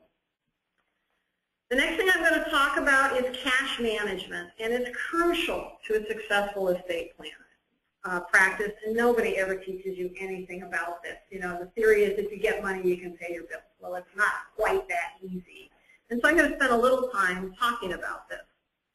I want to reiterate what Jeff says, is that you need goals in order for a successful practice, and I think one of those goals absolutely must be how much do you want to make? How much do you want to make gross? How much do you want to take home? How much do you want to make in order to have a comfortable living and feel like you're running a successful estate planning practice? But until you have that goal, you won't get there. You won't know what you're doing. You'll feel like you're on a hamster wheel. You're running in place. So it's important to quantify your goals, and then it may make some sense to break it down into 12 monthly chunks and watch your revenue to make sure that you're meeting your goal. The first step to good revenue is good clients. There's something called the 80-20 rule, where you'll spend 80% of your time for 20% of the revenue on the demanding clients who drive you crazy. I need somebody to mute their phone, please, if you don't mind. Drive you crazy, negotiate your bills, those kinds of things. And because they're taking so much of your time, you're not focusing on the clients who do pay you money. So at Atticus, we talk about A, B, C, and D clients. The A clients are the dream clients, B clients are great, C are average, D are the people that drive you nuts. We recommend that you fire your D clients. It's just not worth having them around. The amount of time that you're spending on them could be better spent in marketing to bring in the A clients. So think about it. Who is your ideal client? Who do you like to work with? Where do they come from? And then design a marketing plan so that you only work with A clients in the future. And if that's the case, then you are a long way into running a profitable firm. The next thing is pricing. And so many of us set our prices based upon what we think people set the prices in the community for.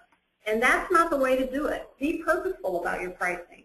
How much do you want to make from a retention? First of all, remember that the quickest way to more income is to raise your prices. So think about, let's say you do estate planning, you do foundational estate planning, revocable living trust, funding, and that kind of stuff. Think about how much does it cost you to do a typical plan, your overheads, you know, the staff that you're paying, those kinds of things. Then how much do you want to earn in order to make the kind of profit that you should be from this retention? Then set your prices based upon that, rather than letting somebody else in the community set your prices. The next thing is don't take cases that won't be profitable. In California, we have statutory compensation for probate cases, and it always sounds great. And I learned the hard way that I could never, ever make money on the $125,000 probate case. There was just too much work and too little money. So take a look at the cases that you won't make money on and refer them out. You can still make money on by getting a referral fee from somebody else, but don't spend time on that in your office. The other thing that I would say is be confident about your prices. Believe in what you're doing. As lawyers, you know, we forget this, but we can do tremendous things for people. If we create an estate plan for somebody, what are we doing? We're giving them peace of mind. If we create an asset protection plan for somebody who feels that they're at risk, we're creating peace of mind. If we can preserve the family wealth from going into the convalescent home, we're creating peace of mind.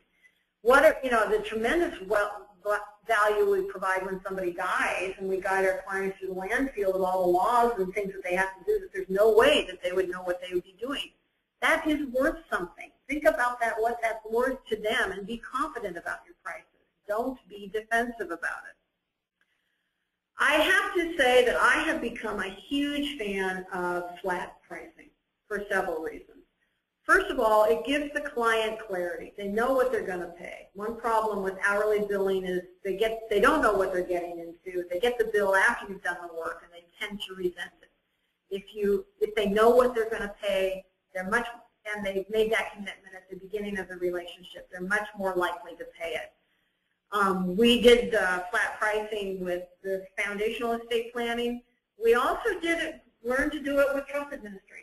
It's really all a matter of setting the client expectations. And we would say, okay, you know, generally we charge 0.5%, but because we have to do the estate tax return, it's going to be a little bit more. It's going to be 1%. And generally the client said, yes, fine. And they would write us a check. Another thing that I would suggest, one problem that a lot of us lawyers do is, and underneath it we're kind of social workers, is that we negotiate with ourselves with our pricing schedules. Create a printed pricing sheet, bring it into the initial meeting with you, put it in front of the client when you're quoting your prices. And there's two reasons for doing this. The first one is you won't negotiate with yourself. If your pricing list says, I charge $5,000 for a trust-based plan, you're not going to drop it down to $3,500. just because you think maybe that would be a nice thing to do. It says 30, it says 5,000 right there. It gives you credibility. The other thing is the client won't think that you pulled in that figure out of the air, and they will realize that that's what you charge everybody, and they won't feel like you're singling them out because they're worth more money. So I am a huge fan of having a written pricing list. There are some things where we have no choice but to do hourly billing. A lot of people think that hourly billing is a fail-safe. You know that you'll always make money. Well, that you'll make money if you get paid. But the other thing with hourly billing is it limits the amount of the profit that you can make. It rewards a lack of efficiency. So you have to do it sometimes, but be careful about it and be sure that your hourly billing is such that you really make money on your hourly rate. As Jeff said, you have to be rigorous about it. You have to look at it every day. You have to look in the production in your office every day to make sure that the hourly billing is working. Next, I'm going to talk about collections.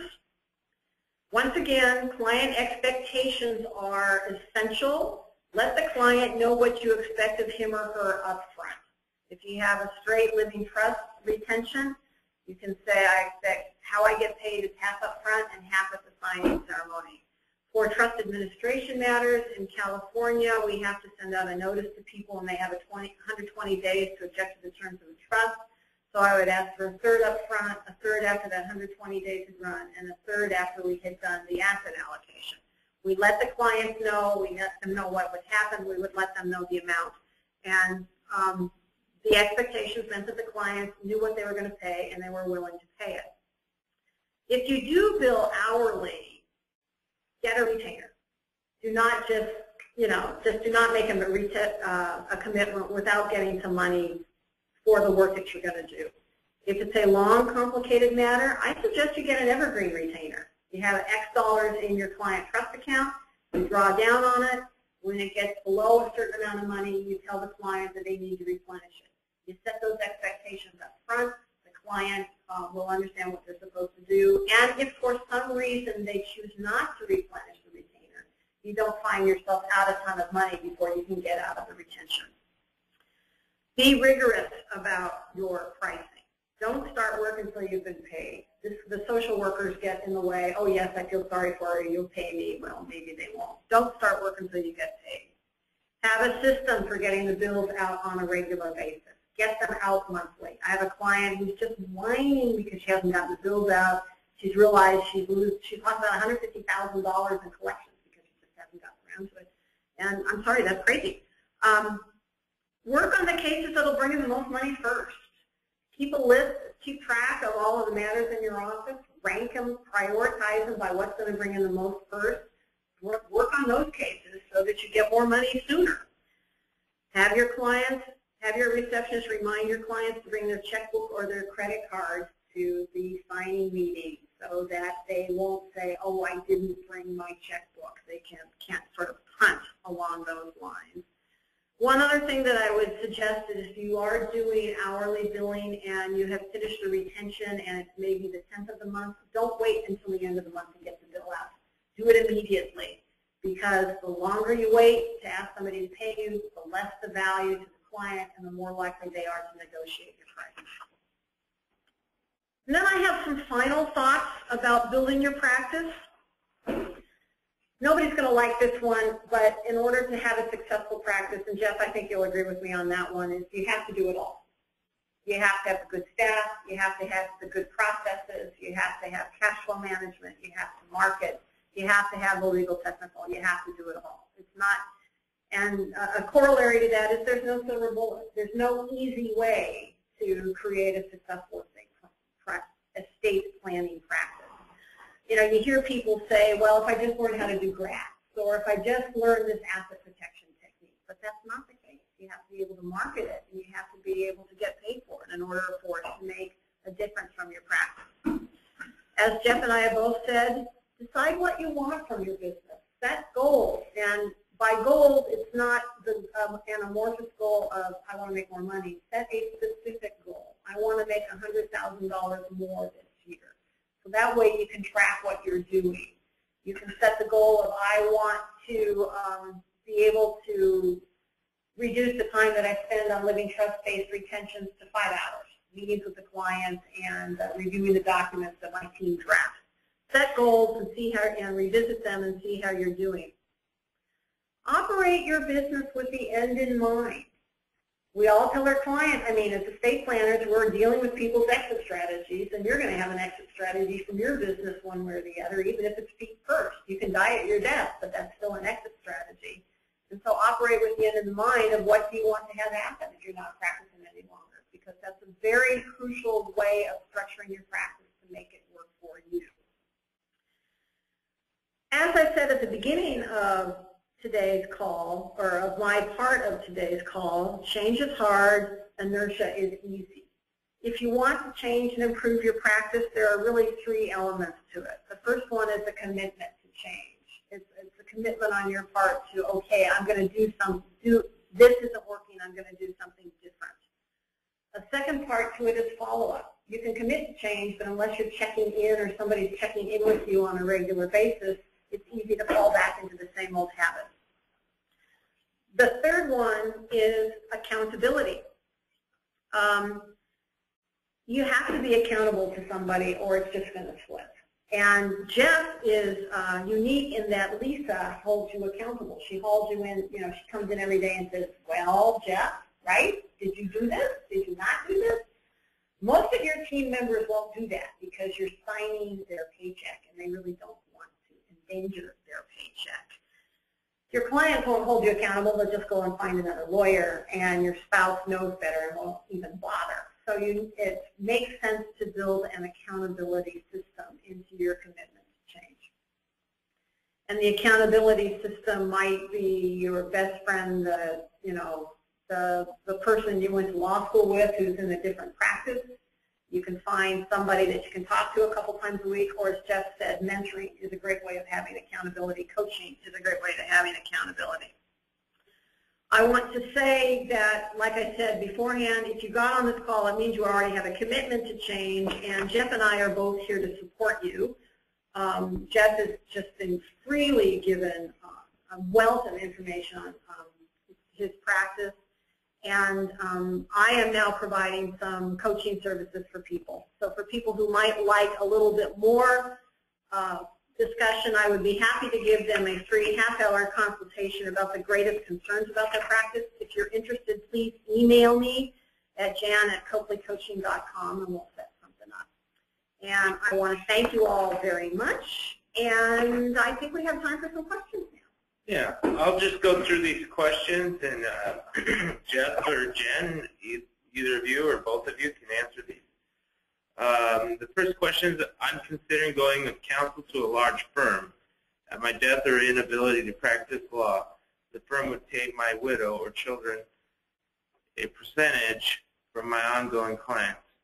What are the California problems with fee splitting under this scenario? Oh boy. I think it's legal. It is legal because you can split fees between attorneys, members of the bar, and if you die, then I think your estate is a qualified recipient. The problem with this, if I can go out on a limb a little bit, is that you're not providing a particular fixed amount to your widow.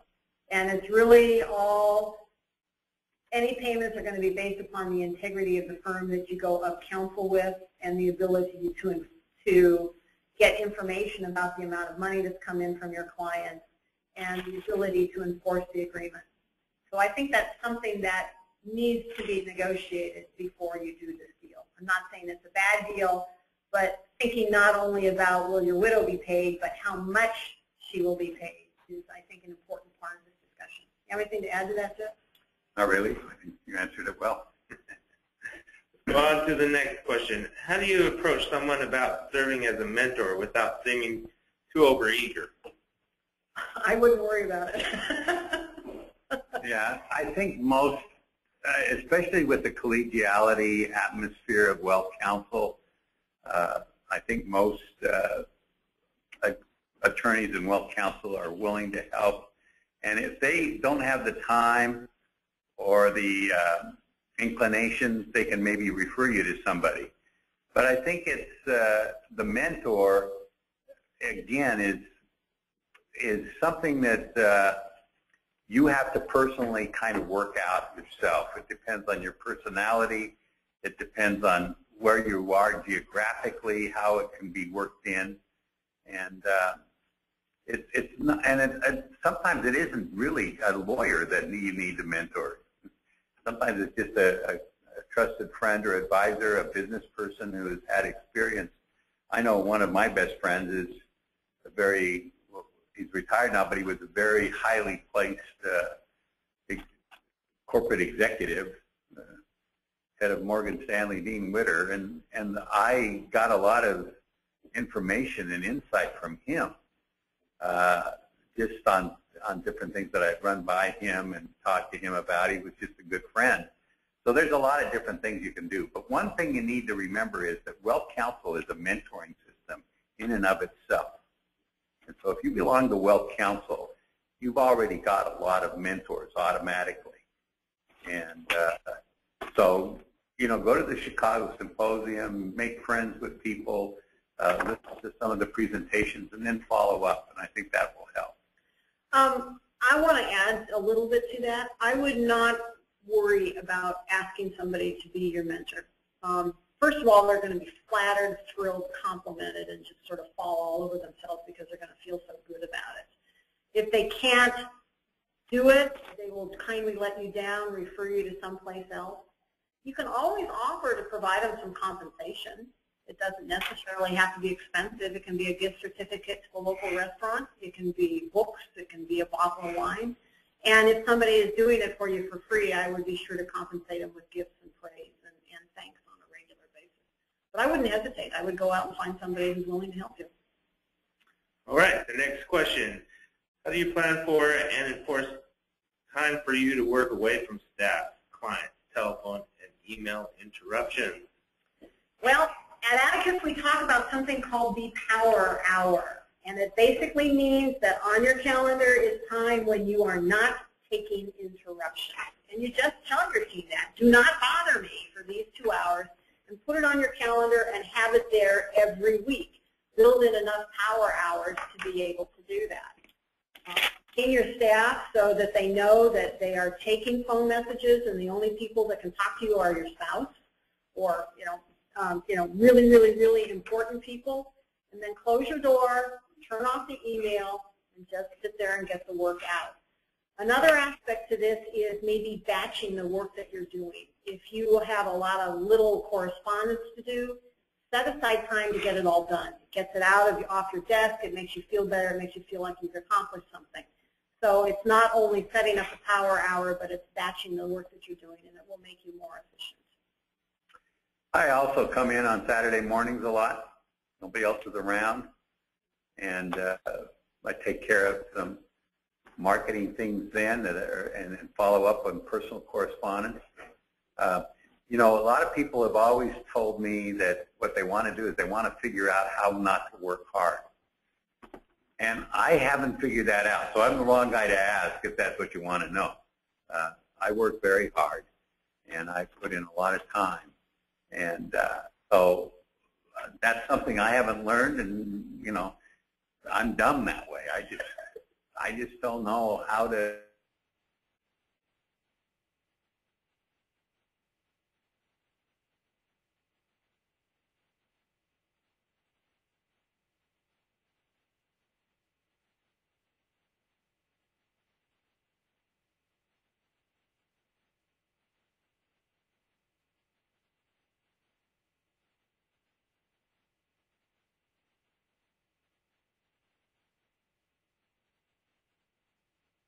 The sign, it's about an 8 by 11 sign. It's in a frame, and it's got our nice logo and everything. And it says, Wealth Strategies Council proudly welcomes Jan Copley.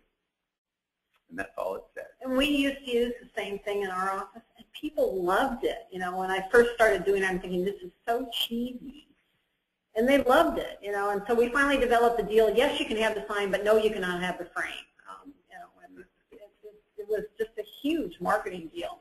And when I walked in this morning, I saw the sign saying Wealth Strategies Council welcomes Miss Jan Coakley. It felt so good. So it's cheap, it's easy, and my guys will get a return on it.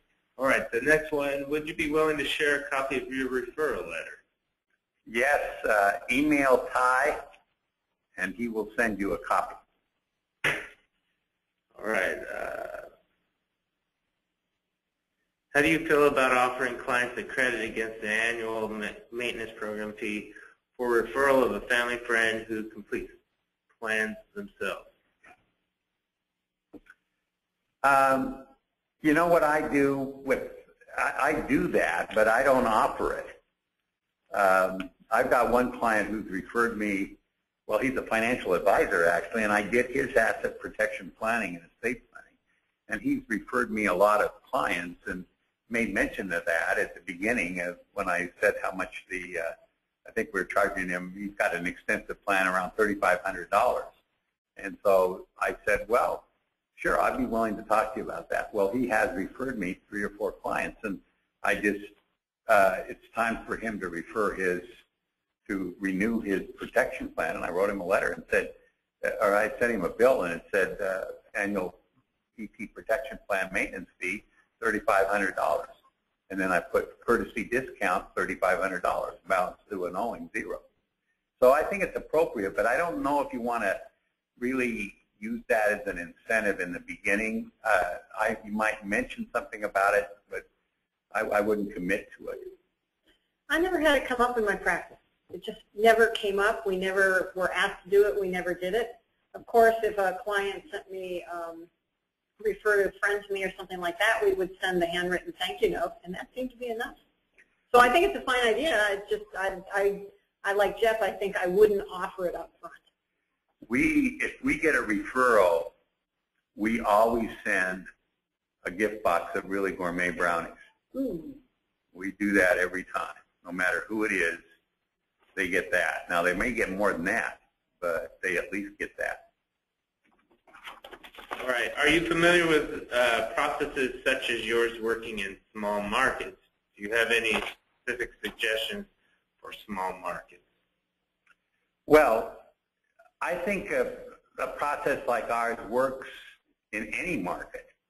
And you still, even if it's a small market and you're just a small firm or a solo practitioner, you still have to follow a lot of the things that we've talked about. You still have to have a business plan, and you still should have a processing plan. And you need internal checklists. And you still need to do all these things. Even if you're the only person, you're the sole guy or gal, you've got to do it. And so I would say that what you do is you stop thinking of yourself in a small market. Stop that right now. Think of yourself as you're somebody that is moving towards a bigger market. And in order to move towards the bigger market, you have to institute a process and a plan. And so that's, you know, I used to think of myself one-dimensionally for many years. And I was, you know, I made decent money and I was okay. But at about 10 years ago, as I said, I just decided I want to kick it up a notch. You know, I'm capable of doing this. And how do I do it? And I floundered around a little bit, and I didn't, frankly, I wish I would have had somebody like me 10 years ago to tell me what to do. In fact, if I would have had somebody like me 30 years ago to tell me what to do, I'd be a lot better off. And maybe I'd figure out how to not work so hard. All right, another similar question to providing a checklist or a conflict letter. Sure, I'd be happy to send you our conflict letter. By the way, that's absolutely essential that you get that signed in writing. When you're dealing with a husband and wife, you have to have that. And I'd be happy to send you that. Okay, the next question, Jeff. What turnaround time do you have for a standard estate plan? We say 5 business days as long as the client's willing to cooperate. I've always thought that, and that's one way to get the money. I need the money. So I'm willing to do it in 5 business days if the client's willing. Now, sometimes the client doesn't follow through and won't provide us the information. But as long as the client is willing to provide us with the information, I'm willing to do it in 5 business days. Now, most clients say, oh, well, I can't, you know, I can't come in next week anyway or something like that. So what we do is this. We send them out a summary of the trust. We don't send them out the full trust document. That is begging for trouble. Yeah. If we can possibly avoid that, we just send out a summary document and we say, please, my secretary, Homa, who is a / paralegal secretary, will follow up and make an appointment for you to come in and sign. And she will also follow up with the funding. And so that's how we do it. So we get we might, if it's a simple plan, we get it out to them within 3 or 4 days, business days, the summary. And then Homa will follow up and make sure we get all the funding so that we don't want them to keep having to come back in if possible. That's not very cost efficient. Can I add a little bit to this? What we used to do, well, first of all, Jeff, do you charge a premium if you get it done in 5 days? Okay. Unless it's a big estate plan, or Okay. I mean, it's something like an asset protection Okay. plan. But no, we don't charge. Okay. I might if a client insisted that they wanted it that quickly. The other thing that what we used to do is we would set the appointment for the signing ceremony when the clients initially committed to going forward with an estate plan. We would go ahead and just set the next appointment. And that gave them a deadline to get us the information they needed to give us, and that gave us a deadline to get everything done that we needed to get done. And it worked just fine, you know, and so generally our standard arc of our estate plan was about 3 weeks, and that tended to make the clients pretty happy. If they pushed it more, you know, if they wanted it faster, we would say so, but we might charge a premium for having that done. All right, the next question is, seminars being an efficient form of marketing, how do we weed out those seminar attendees who are just trying to get information so they can prepare the documents themselves by using LegalZoom or other internet sites from accepting the free consultation we offer to those who attend the seminars? Well, okay, and I assume that answer is, or that question is really for me. LegalZoom comes up more and more, and I've had people ask me, well, why can't I just use LegalZoom? And my answer is, well, you can, but I'll make a lot of money cleaning up the mess when you die. And that generally is sufficient.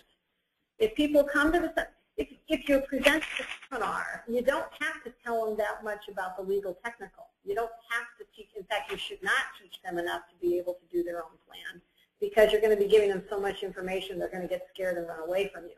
The idea behind the seminar is for people to feel like they've gotten some information and to learn to bond with you and then come into your office. You get up there, you talk about your prices, and then if somebody comes into your office, just say, I can do this, I can do this, I can do this. Don't tell them how you're going to do it until you get the commitment that they're going to go forward and they've written you a check. If you're giving the seminar and you're doing it effectively, and by the way, that's another presentation on how to give it, how to effectively public speak, and that's important. One of the things I was just noticing here is that when Jan was making her presentation, she's talking to a speaker phone. It's a very ugly, weird-looking thing. But she was doing it as if you were all right in the room, and she was talking to you. And that's that she understands that she needs to be, she needs to make contact with you. And that's what part of being in the seminar, giving the seminar, you need to make contact with the clients in the way that you're going to generate that feeling of trust and comfort. And then what I always tell people is, you know, and the LegalZoom comes up once in a while with me, but I always just say, well, sure, go do it by yourself then. I'd be happy to have, if that's what you want to do, that's fine. I'd like the privilege of representing you and using my wealth of experience and my expertise to help you design it and tailor it for your needs. And we follow through and make sure that it's done. We're going to be here tomorrow. And you're going to be able to call up on the phone and say, hey, what, you know, is this new law? What's going on? So, but if you want LegalZoom, that's fine. I always tell people just go do it, you know, because, and when they say that, when I say that, they say, well, no, I don't, Yeah. you know, I don't really want to do that. Yeah. Yeah. And so that's the way I handle it. So you're nicer than I am. Well, let me put it this way. I'm nicer in the sense that I give them the opportunity, but I'm really saying to myself, what a stupid question. All right, the next question. Can you recommend a good outfit to design, host an EP website for solo starting out, i.e. not too expensive? I have a couple of suggestions. I looked for this on the Wealth Council website yesterday, and I couldn't find it, but I have heard that they are running a beta program where they help people create their websites. So that might be a good place to start. And then Atticus has a relationship with a fellow named Henry Harlow, who will give you a free 1-hour consultation about your website needs, and then point you in the direction of a website developer.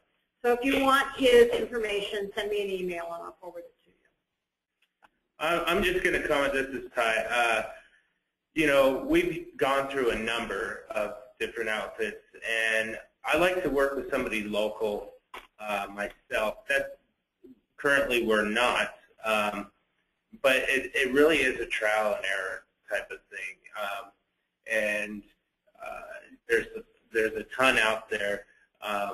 So I'd be hesitant to name anyone in particular. The people we use, you know, they're not inexpensive. So it's just a matter of, you know, Googling and trial and error. If you want, you can email Ty. I don't think we want to give the referral out over here, but if you want, you can email Ty with your situation, and we'll see if we can help you. All right, the next question. It was mentioned that the potential clients coming in for the initial EP consult will already know what you charge. How is that accomplished? Well, I guess that's directed towards me, but and Jan will comment on this too. The way we accomplish it is when we set the appointment up, then either if I'm talking to the client or one of our assistants, our staff, they let them know. They find out what they want. If they're coming in, well, yes, we're interested in a living trust, or we want to have our estate plan, and we then say, well, we just want Mr. Matson will be happy to meet with you. It's complimentary. Our minimum fee for doing a trust-based estate plan is $3,500, and so that's how we handle that. And then say, but you're not obligated. It's a completely complimentary consultation, the first consultation, and Mr. Matson will explain all of the different alternatives and the values that are available. All right, the next, go ahead. Because I have some additional, if you don't mind. When I would do seminar marketing, I would start out by asking people what their questions were, and then I would say, all right, now you've all been way too polite to ask a question that's on all of your minds, which is how much is it going to cost? And I thought I would just address the elephant in the room right now and tell you about what it's going to cost in our office. The living trust-based plan is going to run you about $5,000. And then we would go on, so they would know that. We had a pricing sheet, and we posted it on our website. You had to work a little bit to find it. It wasn't immediately there. But if somebody was really determined about learning about it, they could find out the prices just by learning about our website. If somebody called me and said, how much is it going to cost, I would tell them. You know, if they weren't willing to pay me, then I spent 5 minutes on the phone with them rather than 50 minutes in a conference room, only for them to say, no, I'm not going to do it. So don't hide your fees. Be proud of them, and let people know what it's going to be. We also offered a free consultation, but we made it clear what we were going to charge. With respect to asset protection planning, for example, we charge a $500 consultation, initial consultation fee, because I don't know when I get an asset protection client, I'm not sure who they are. I may not even want them. I'm going to give them some information right then that's going to be worth $500, even if they don't retain me further. So, and we find that people who won't pay $500 will not pay $15,000 either. So that's a good way to do it. Again, that's with asset protection, or even with some business things. For example, a business owner will call up and say, you know, I was hoping that I'd like to meet with you to discuss this contract. Well, I try to find out a little bit more about him. If it's a big enough business and a good enough client, then I'm not going to bring up the fees at that point. But if it's a smaller client or somebody that I'm not really confident in, then I'll let them know that there will be a consultation charge. Because I figure that if they're worried about, you're, as an attorney, you're going to be at an initial consultation on a business or a matter, you're going to be able to give the client some very good advice. By the way, let me make one other point about, I made a decision a long time ago that I was going to have both a business and estate planning practice, because I felt they were complemented each other. And I find that a lot of young estate planning attorneys are struggling in this economy, and there's a lot of competition out there. So that's why I think asset protection is a good niche, and I think representing small and closely held businesses owners are a good niche. I just got a client several months ago, and they're a small distribution company. They're doing really well because the product they distribute it's immensely popular, and the popularity is growing. But I helped them on some business contracts, and now I'm doing their estate planning. They don't want to go to another attorney to do their estate planning because I already know them and understand their business. That's a major asset of their business. So I think it's a good thing to supplement an estate planning business with a business planning practice too. So again, that's not everybody does that, and it's not for everybody, but it's certainly something to consider.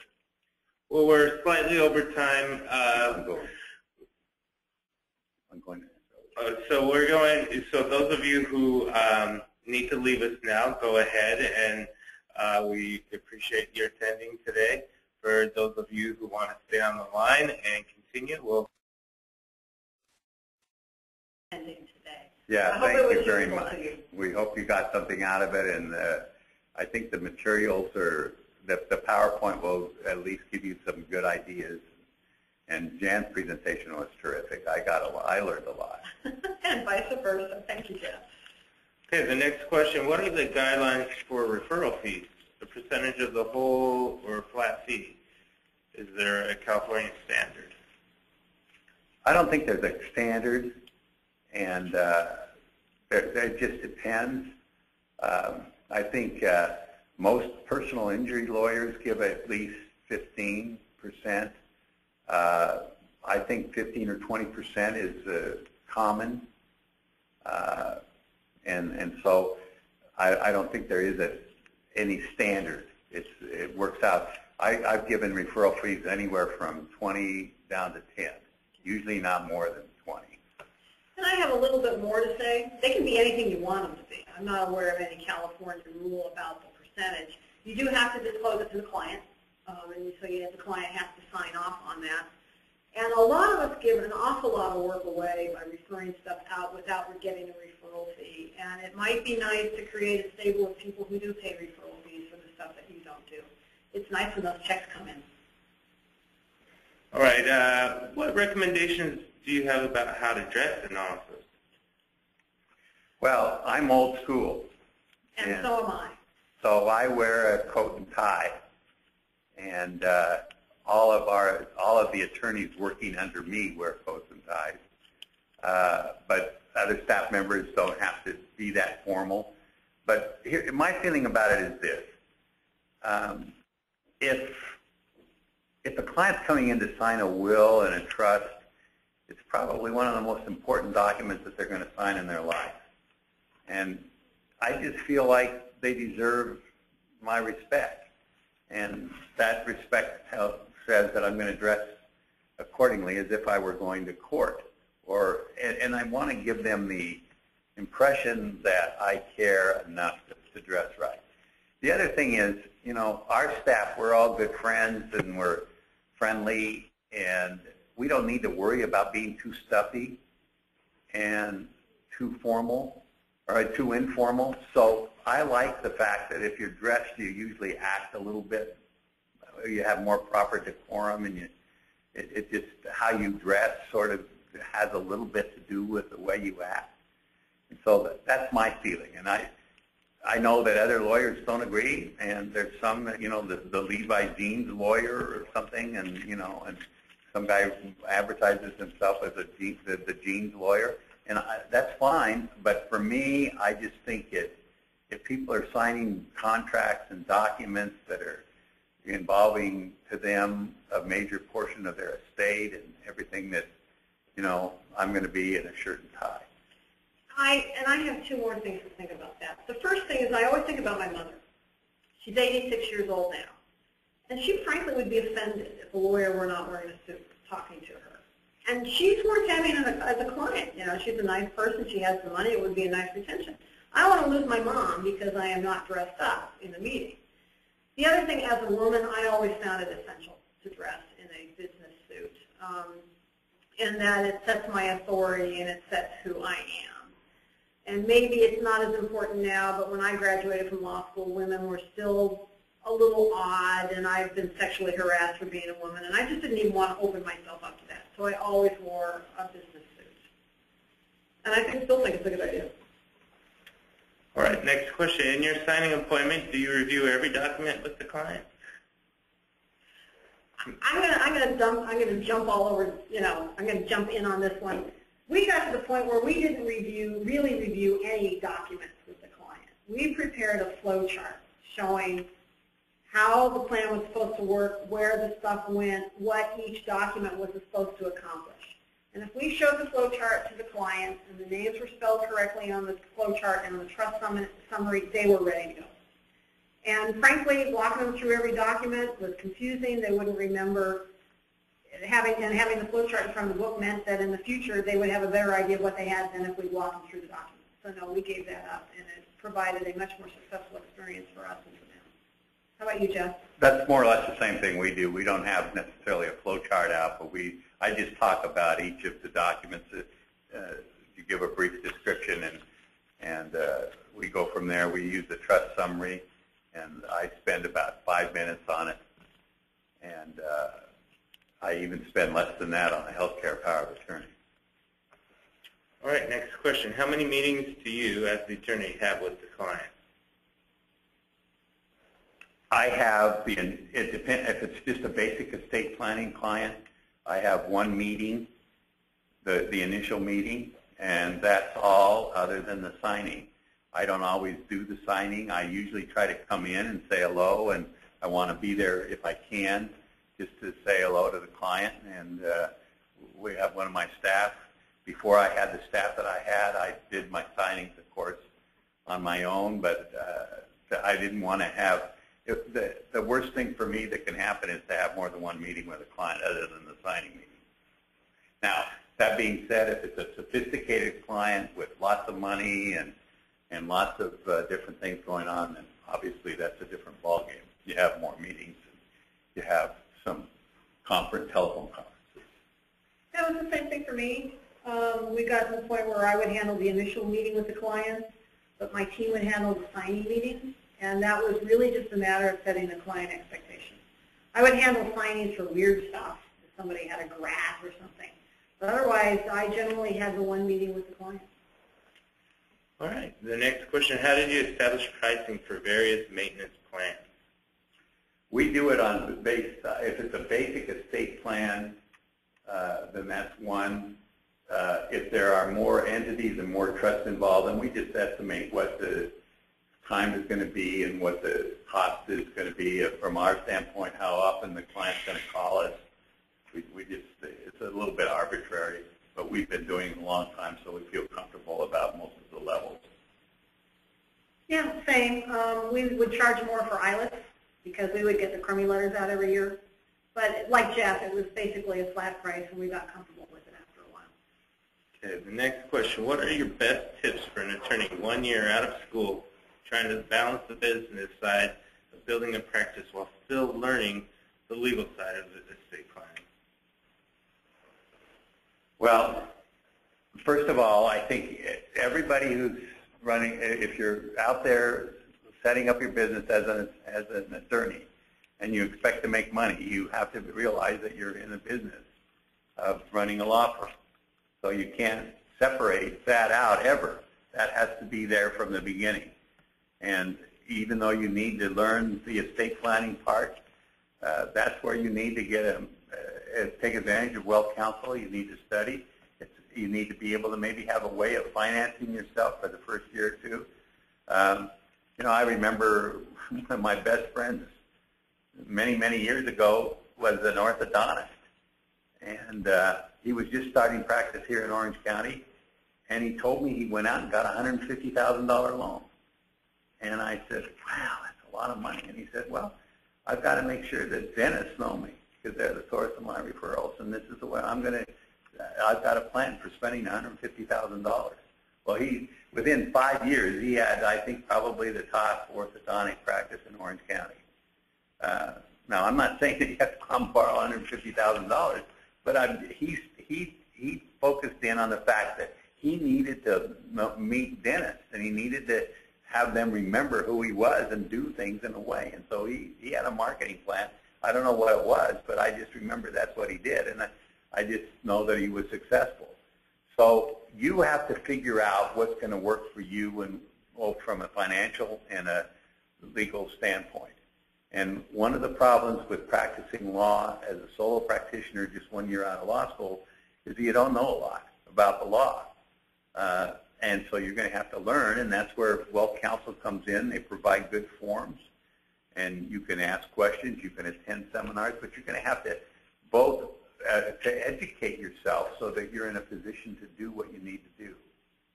I think I just have a couple of things to add to that. If it came to focusing on building the business and focusing on the legal technical, I would focus on building the business. There's an awful lot of lawyers out there who can help you with the legal technical side.